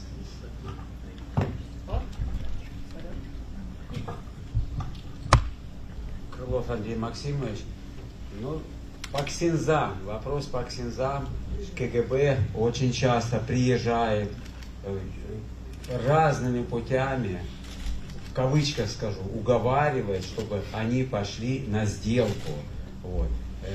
Каталович, так ему 1 миллион евро за то, что какие-то самолеты куда-то направил российские и плюс белорусские, и это энергия, и так это, значит, подрыв государства. Ему дали 1 миллион, и взамен этого миллиона единственная его просьба: сделай вот такой вот бумагу, подпиши и все. И там же еще один ксенз. И вот если вы нечаянно встречаетесь в информации, вон поляк секретную информацию где-то там стащил где-то, украл, у него там в портфеле было, где-то он там военный полигон изучает, где будут военные стрельбы. Не верьте этому. Этот ксенз ничего этого не делал. Просто у него, может, слабый характер. Он подписал бумаги, и это все сплошная подстава. Пожалуйста, ксензов пытайте, пробуйте пытаться вызволить. Так, зараз некалькі пытанняў адразу. Татьяна, Олесь. Татьяна Коронкова, у меня вопрос к Светлане. Вчера сообщалось, что часть людей не забрали паспорта при депортации. Может ли офис уже озвучить, сколько из 38 человек без документов? Есть ли какие-то планы, как решить эту проблему? И учитывая, что, возможно, не все захотят оставаться в Литве, а переезжать, переехать, например, в Польшу или в другую страну, есть ли уже у офиса какие-то договоренности с другими странами, учитывая Дублинскую конвенцию, чтобы, и учитывая, что людей принудительно ввезли в Литву, чтобы другие страны разрешили им на своей территории просить убежище? Конечно, когда мы готовились Простите, к приему... а можно к нам повернуться? Извиняюсь. Спасибо большое. Да, мы когда готовились к приему этой группы политзаключенных, мы, конечно, понимали, что не все захотят остаться в Литве, у кого-то есть родные и Польша, может быть, Чехия, в других странах, и мы, конечно, такие возможности предусматривали. Сейчас нам нужно немножко времени, чтобы собрать данные, документация, какая есть на руках у людей. Нужно сделать, во-первых, документы временно здесь, в Литве, обязательно, чтобы их легализовать, и дальше мы будем работать, и правозащитные центры, прежде всего Freedom House, по их дальнейшим планам.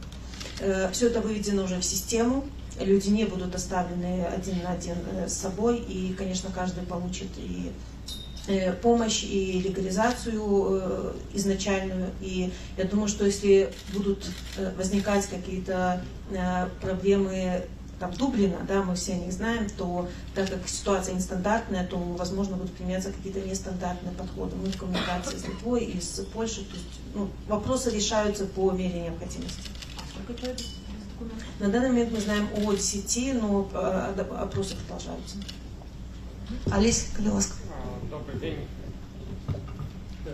Добрый день, Олесь Пілецький, Белорусская служба Радио Свобода. Так само про пашпарты хотел спытать, у кольких з вас их зараз немає, як гэта адбывалася увогуле, як у вас забирали пашпарты? Магчыма, попрошу пачаць Міколу Дзядка, бо чуў, што там вельмі эмацыйная гісторыя.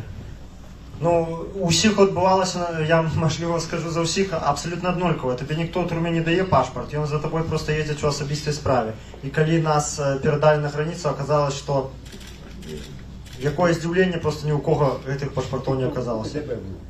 Так, і ми всі, тоді вже, коли мені господар Геннадій нагадав, то я скажу, що з присутніх тут людей, з этой всей партии 37 человек, 13 человек за сутки до этого собрали на СИЗА КДБ. Никто з нас не ведал, куда нас везут. Я побачився найперше з Дмитром Дашкевичем уже в боксе. Меня вывезли с СИЗА Калядичев.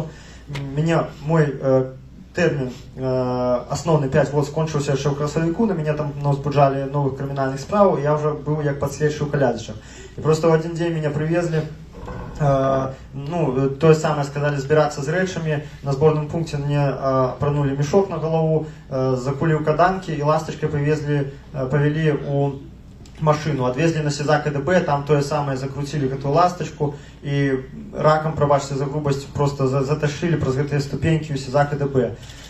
Вот, где я там побачив уже Дмитра Дашкевича, и потом нас подняли в камеру, где на протягу суток туди докидывали людей, некоторые из них тут есть, некоторых нема, нас там было 13 человек. И накольки я зрозумів, пам'ятаю, ні у кого з этих 13 человек при прибытии в Литву не оказалось паспортов, хотя я ведаю докладно, что мой паспорт был у моей криминальной справе. Я их просто забрали, я не ведаю, то дробная пакость, то я не думаю, что с этими паспортами потім робити, там, не ведаю, створати фейкових Кучуков, там, фейкових Дідков, там, не ведаю. Ось так відбулося. Коли хтось хоче додати, додайте. Не только паспорта позабирали, и другие вещи. У меня, например, обручальное кольцо и 9 книг. Я ще додам то, що я в своїй попередній промові не прийшло в голову сказати. Насамреч, до самого того моменту, як нас усіх посадили, ось я кажу зараз про нашу групу, 13 чоловік з СИЗА КДБ, до того моменту, як нас посадили у буси великі, уже з СИЗА КДБ повезли на межу, з нами зверталися кепсько. Весь час ображали. Конечно, нас не били, бо они ведали, что про сутки нас придется предъявить европейцам, и у нас твари мусять быть чистенькие, мы мусим быть не побиты. Але весь час ображали, коли ось мы отмовились, уже хтось промовляв, частка адмовілася становіцца і пець, ну не пець, просто стаяць гэты гімн, слухаць стоячы. Таксама адкрылі кармушку, пачалі там абражаць, пагражаць і все такое. Мяне там закручвалі ўвесь час у гэтую ластаўку. Ну, карацей, ціснулі маральна і ствараецца такое ўражанне, што была ўказіўка да самага апошняга моманту, літаральна, ціснуць, просто каб не расслабляліся, каб не адчувалі сябе ў бяспецы ні на одну секунду. Так, вы почему не стоите на гимн, на слушать нам? Ага. Наступне питання, Алена. Алена, як же солідарність? Питання до Вячеслава Лазарова і тих, хто був у Могилеві. 3 вересня був знайдений підвішеним Андрій Піднебєльний. Може, ви ведаєте нечто про умови, в яких він відбував цей срок, і що відбувалося насамреч? Дякую. Только фамилию сейчас услышал, потому что все мы, все 10-й профучет, то есть, обсуждали эту тему, пытались выяснить как-то информацию. Есть люди, которые были знакомы с ним и говорили, что психологическое состояние у него было вполне там хорошее, что он однозначно, что он не пошел бы там на самоубийство и вот. Были люди, которые находились в ШИЗО в это время. Тоже говорили, что там не было, что там как-то пытались спасти, или там что-то, что это все как замалчивалось. То есть как-то все тихо, никакого шума, что-то там сделали, что-то утаить и все. Вот. Долго эта информация вообще скрывалась, вот. Пытались там, с ребятами там тоже как-то выяснить. Вот. Известно только то, что состояние у него было однозначно он не был не доведен, что в коллективе у него там были нормальные отношения. Это 18-й отряд, как я знаю, вот, был. Вот. То есть там и профучета по большому счету там несколько человек только и все. Вот. Только то, что я знаю, и все. Дякую, Ялики. Ганна, ваше питание. У меня вопрос к Светлане Тихановской. Смотрите, вчера пропал на территории Беларуси Статкевич. Его близкие не имеют никакой информации о том, что с ним происходит. Как я понимаю, у офиса тоже нет никакой информации. Может быть, информация есть у ваших американских партнеров, которые выступали гарантом этой сделки? Да, значит, на данный момент местонахождение Николая Статкевича неизвестно. И, конечно, мы обратились к нашим американским партнерам с просьбой выяснить эту ситуацию, потому что на официальный запрос явно никто не ответит оттуда. Но это дело там не пару часов. Мы понимаем, что в Америке была ночь, что люди только улетели. Сегодня утром, я имею в виду наши американцы, поэтому надо немножко времени, чтобы узнать, что происходит с Николаем. Конечно, судьба очень турбує, забывает по-русски. Спасибо. Дякую. Jeszcze питання. Коли ласка, ось тут. Дякую. Зараз. Добрый день, меня зовут Елена Ляхнович, я из редакции «Вольной серебрянки». Перш за все, я хотела передать подяку от нашей редакции Миколаю Літку, який підтримував сам видат. Мої колеги передають вам щиро дякую і привітання. І ми хотіли так само поцікавитися, чи плануєте ви далі протягувати свою працю на каналі і, коли відновитесь, відомо.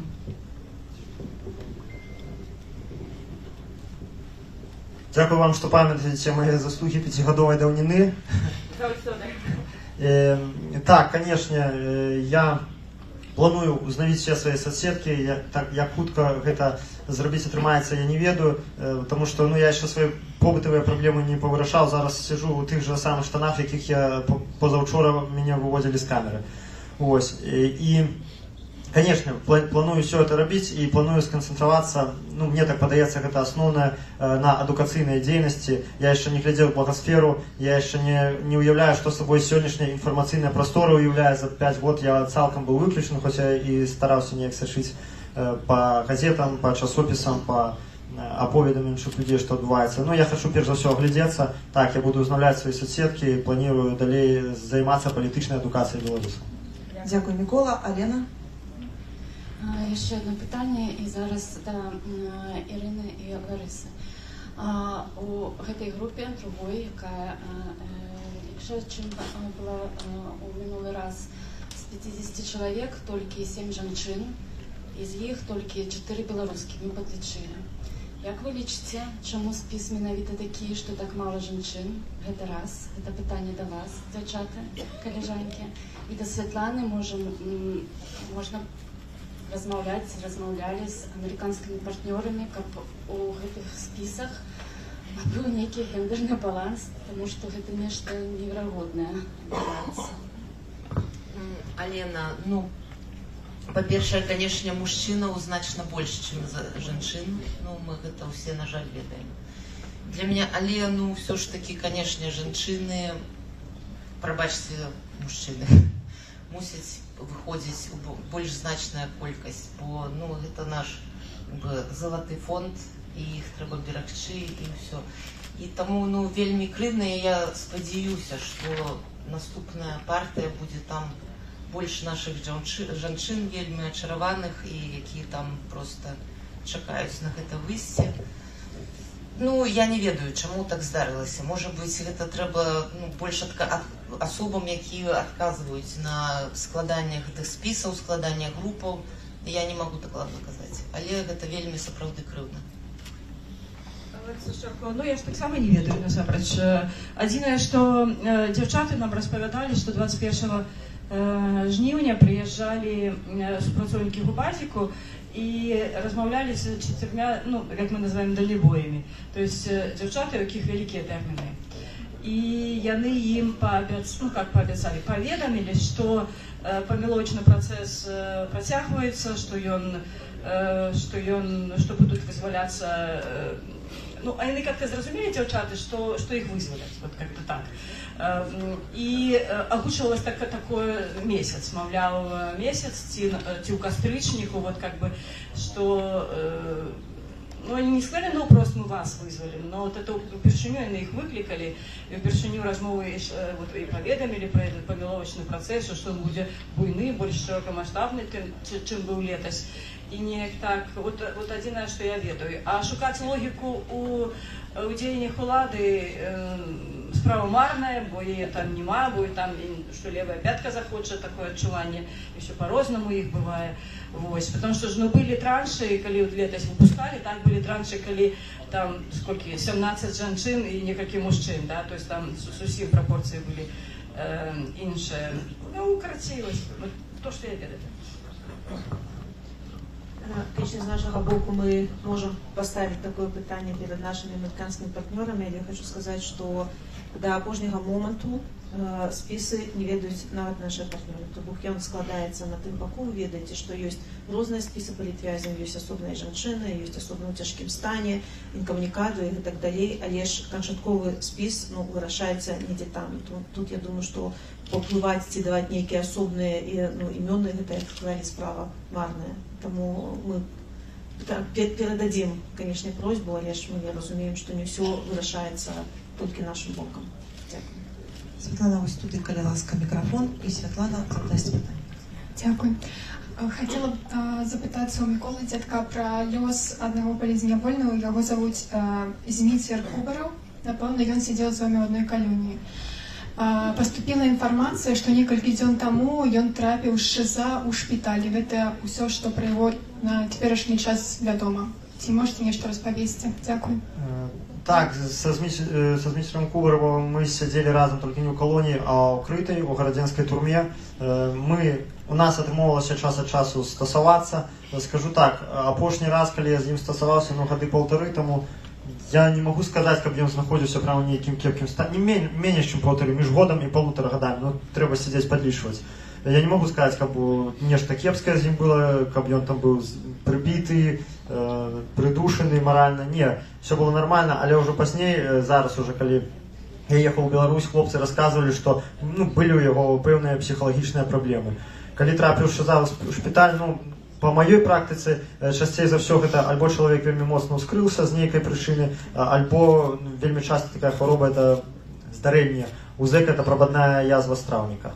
Хутчэй за ўсё, ну, не магу больш акрамя гэтага нічога сказаць, не хачу фантазировать, будем спадзявацца, што ўсё будзе добра. У прынцыпу хлопец ён валявы, я думаю, што не думаю я, каб ён там спрабаваў згубіць жыццё самагубствам, просто маеце на ўвазе, што ў гарадзенскай турме там у прынцыпе такая палітыка, там не даюць як такога лячэння, то бок там цябе не лечаць твае праблемы до того часу, пакуль ты просто не упадзеш ужо. Калі ты ўжо валяешься беспрытомны, так, цябе адкроюць дзверы, цябе могуць нават у шпіталь даставіць, але калі ты просто скардзішся на здароўе, тебе у самым лепшым выпадку просто дадуць нейкі абезбол. Ніхто цябе не везе на абследаванне, ты можаш скардзіцца, ты можаш ныць колькі заўгодна.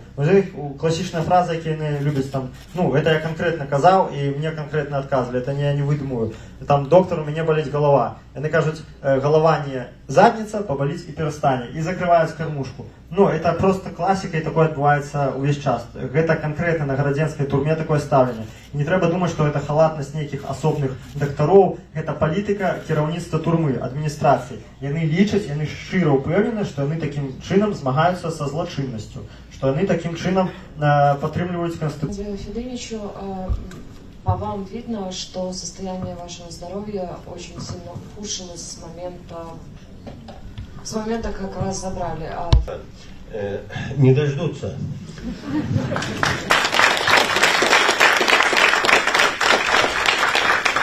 У меня действительно в той же ситуации появился диабет сахарный. Родственников нету. Ничего страшного. Это дело такое. А что касается вопросов самого здоровья, ну, проблемы есть.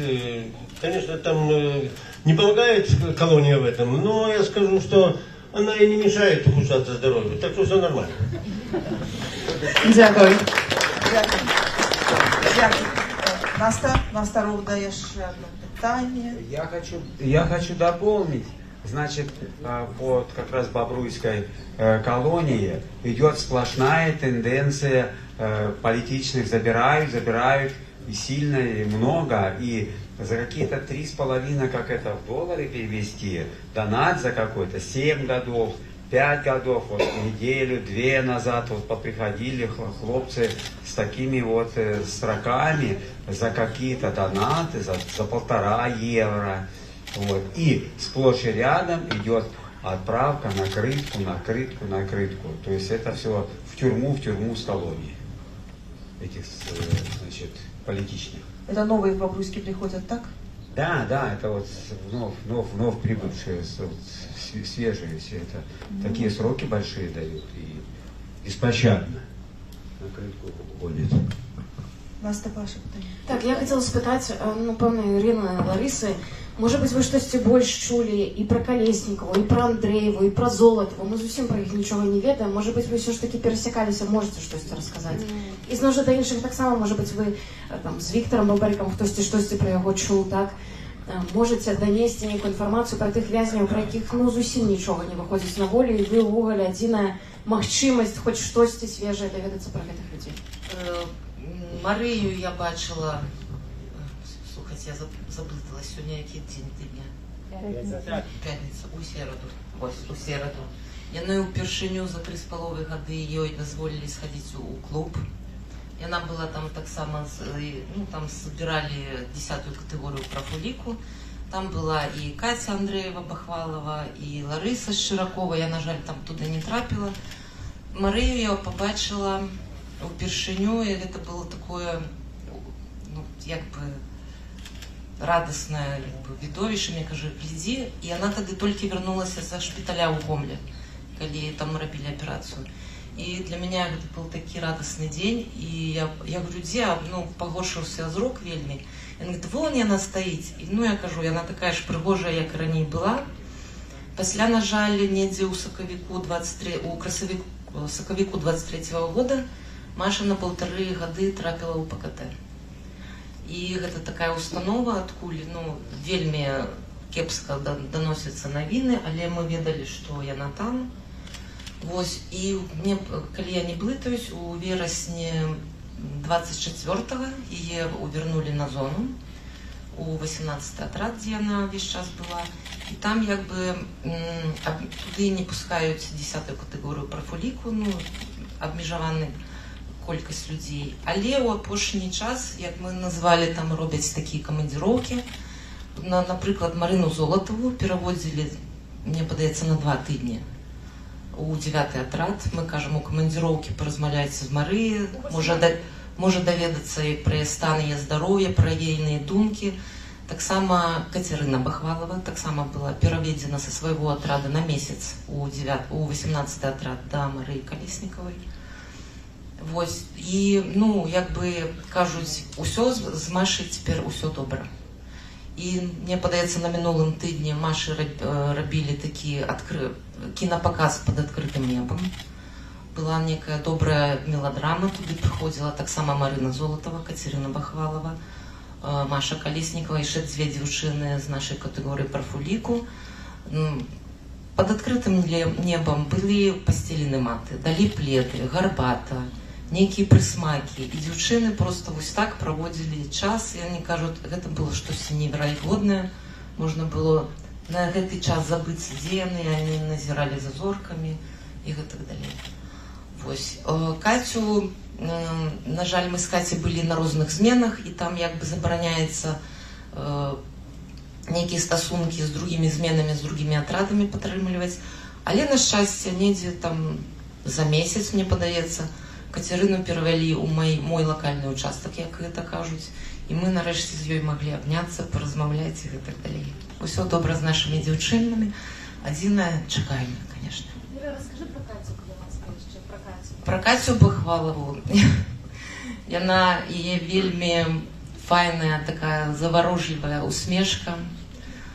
На жаль, яна зрабіла стрыжку, але валасы ўжо адраслі. Яна вельмі худзенькая, вельмі пераймаецца за лёс свайго мужа Ігора Іляша, у якого было там спынення судовай справы на паўгады.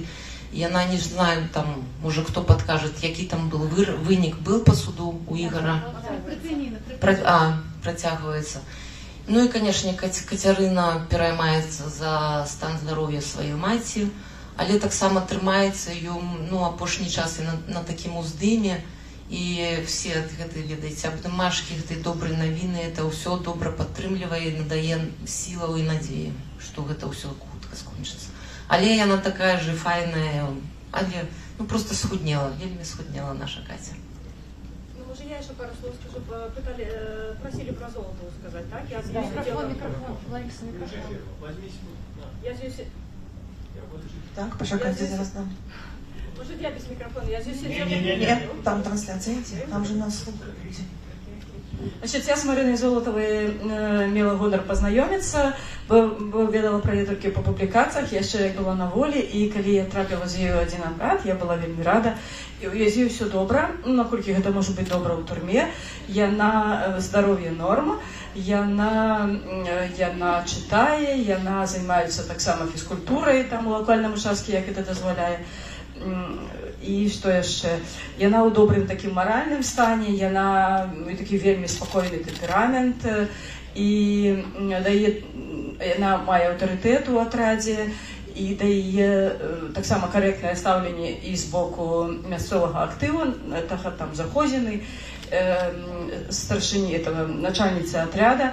Ну, то бок, вот, з большего норм, но натуральна, што яна, што і кожны з нас, это просто, ну, ловім кожная крупіца гэтай інфармацыі, когда нас знаходзіць, і чапляемся за любое выказыванне, за любую плётку, за любую інфармацыю, якая пацверджвае, што гэты паміловачны працэс ідзе, што ён няспынны, што ён скончыцца вызваленнем усіх палітвязняў, і натуральна, што... І я вот памятаю, я прибежала до яе, а там же як бы інфармацыю толькі атрымаеш інфармацыю, бежишь уже до іншых девок, каб іх таксама, каб ім это все распавесці, вот пустили пулю, что Дербыш выпустили. И мы такие, о, Дербыш выпустили, я бегу Марину першую сустракаю, говорю, Марина, Дербыш выпустили, она на меня обдымает, такая, Лариса,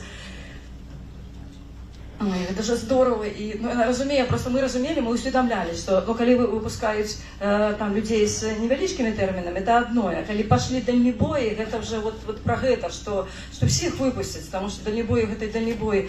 Яна так узрадавалася, і мы абняліся з ёй. Яна пабежала там іншым жоўценькім распавядаць. Вось. Это што тычыцца Марынкі. А што тычыцца Каці, заўжды прыгажэнная такая, заўжды такая ў яе плечы распраўленыя, асанка такая. І яна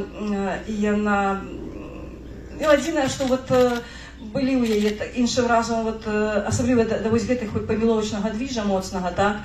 Яна прыходзіць такая, ну, ўжо бачна, што в такой степені задзяўбалі. Є ж такі тэрмін, як пірасід. Да, вот, уже до такой степени она стомлена всем гэтым.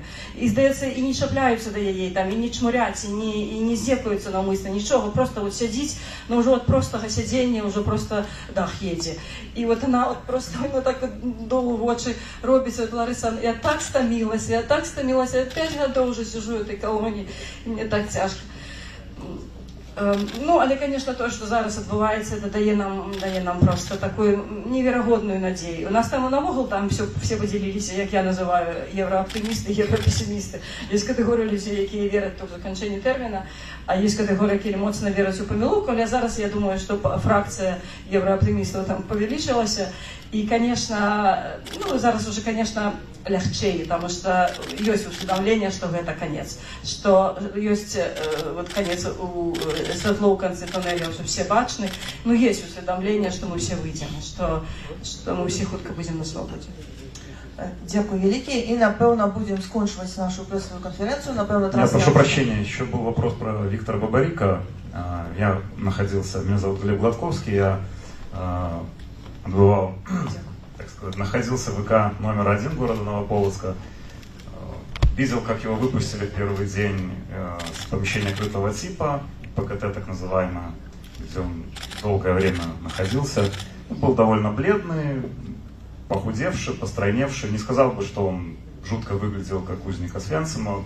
Выглядел стройно, улыбчиво, так скажем. Но вот по прошествии пары месяцев ему, во-первых, разрешили сразу же попасть на магазин, товарища там, две базовые, которые он имеет. Значит, работает он на пекарке, подбрасывает дрова, так скажем, работа физически несложная, условия там в чистоте, в тепле, никаких проблем, я думаю, у него там нет.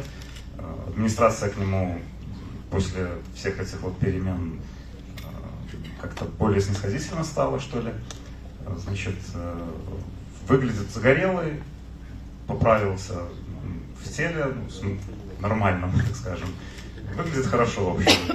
Все очень надеются, что его тоже готовят к помилованию, просто приводят в форму, чтобы выглядел максимально хорошо к моменту выхода. Ну и мы там, естественно, очень верили, что его тоже в ближайшее время выпустят. Но вот выпустили почему-то многих людей. Вот у нас 5 человек с ИК-1, там остаток 2-3 месяца. Я отбыл, например, у меня был срок 5 лет, мне осталось 3 месяца отбыть, и меня вот вывезли, как бы, я и уезжать-то, в принципе, первое время не планировал, но так получилось. Ну, коль уж мне тут досталось слово, хочу еще раз поблагодарить президента Америки Дональда Трампа, европейские страны, Литву, Латвию, всех людей, кто нас встречал. Это действительно за душу брало. Слезы наворачивались, когда мы приехали в Литву, когда представитель США сказал, что вы теперь свободные люди, мистер Трамп сделал все возможное, чтобы это случилось.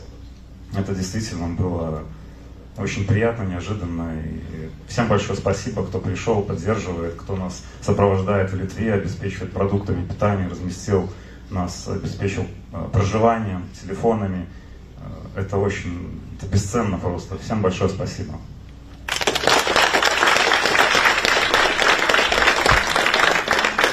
Здравствуйте, меня зовут Хвисковец Андрей. Я, как и Глеб, отбывал свое наказание в исправительной колонии номер 1 города Новополоцка. Просидел я там 4,5 года. На вчерашний день мне оставалось отсидеть 3 месяца и 13 дней. Я хочу дополнить касательно Виктора Бабарика. Когда его выпустили в июле месяце этого года, в первый день его прихода на промзону, к нему, у меня нету точных данных, к нему подошло от 9 до 12 человек, буквально перекинуться парой фраз. Один человек подошел, сказал ему за сына, с которым пересекался на РБ. И все эти люди, которые к нему подошли поговорить, на следующий день поехали в ШИЗО. Поехали они не на 10, кто-то поехал на 30, кто-то на 45 суток. В общем, всем запрещают с ним разговаривать. Ну, политическим, в принципе, с ним нельзя разговаривать. Можно только, там, ну, бригадиру какому-то, наверное, который, естественно, все эти разговоры будет доносить к сотрудникам. Ну, все, спасибо. Вибачайте, Кириловская, я просто так отрывалась, что как бы мне подается, что я неправильно сказала, что там прям в жіночій колонії все было прям ок, потому что я вот просто згадала, вибачайте, просто есть мой власний досвід, а есть то, что было. И то, что кожен з нас ведає, що у різні періоди різне ставлення було, і різні практики використовувалися відносно осуджених. І то, що зазнали наші політичні дівчатки у 21-му, у 22-му, вже відрізнювалося від того, що, наприклад, я заїхала у 23-му. Ну, практики були вже різні. І я хочу нагадати вам, що тепер знаходиться у ПКТ Наста Лойка, правооборонця, і абсолютно по надуманому обвинуваченню, нібито там вона невежливо розмовляла, хоча там все могут подтвердить, что она была максимально корректна, и ну, просто абсолютно и сфабриковали гэты рапорт, и на подставе якого її змістили, там її змістили у ПКТ. І, конечно, шмат, які наші дівчатки сиділи у ШИЗА, так само там, ну, косоплетіння, наприклад. Все плетуть косы, но нечто там кому-то за сколько в голове стукнуло. Одна девочка желтая плете другой, и за это складается рапорт, а это уже там, хай себе, третий рапорт, да, и человек идет в ШИЗА на 15 суток. Вось. И, ну, вот это было. Вот это было. И просто, как было больше. Дякую. Дякую. И еще касательно Виктора Бабарика. В день, когда он первый раз пришел на промзону в июле месяце, где-то в районе 3-4 часов его отвели на наказание и лишили краткого и длительного свидания. Ну, то есть ему не дали возможности увидеться с кем-то из близких. Все. Дякую. Дякую. І калі пытанняў больш няма, то пераходзім тады, калі ёсць яшчэ засталіся да кагосьці асабістыя пытанні, падыходзім, і, напэўна, трансляцыя наша скончваецца на гэтым. Дзякуй вялікім усім, хто сёння чуе вас, мы рады за вас. Конечно, гэта матывуе насякаць працу.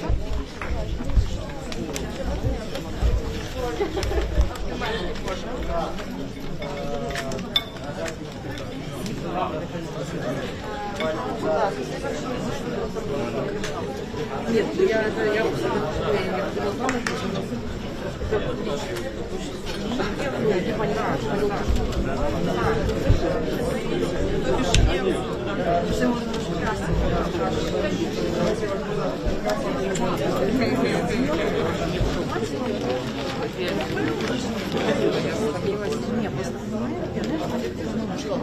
Ну, месяцы там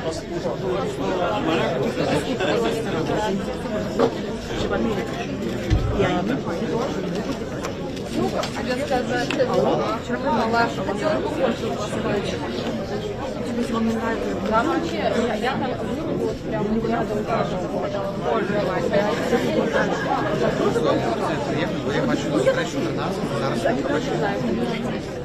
но они были тут, да.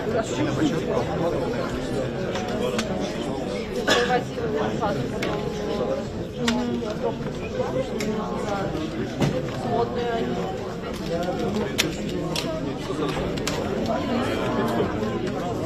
Спасибо.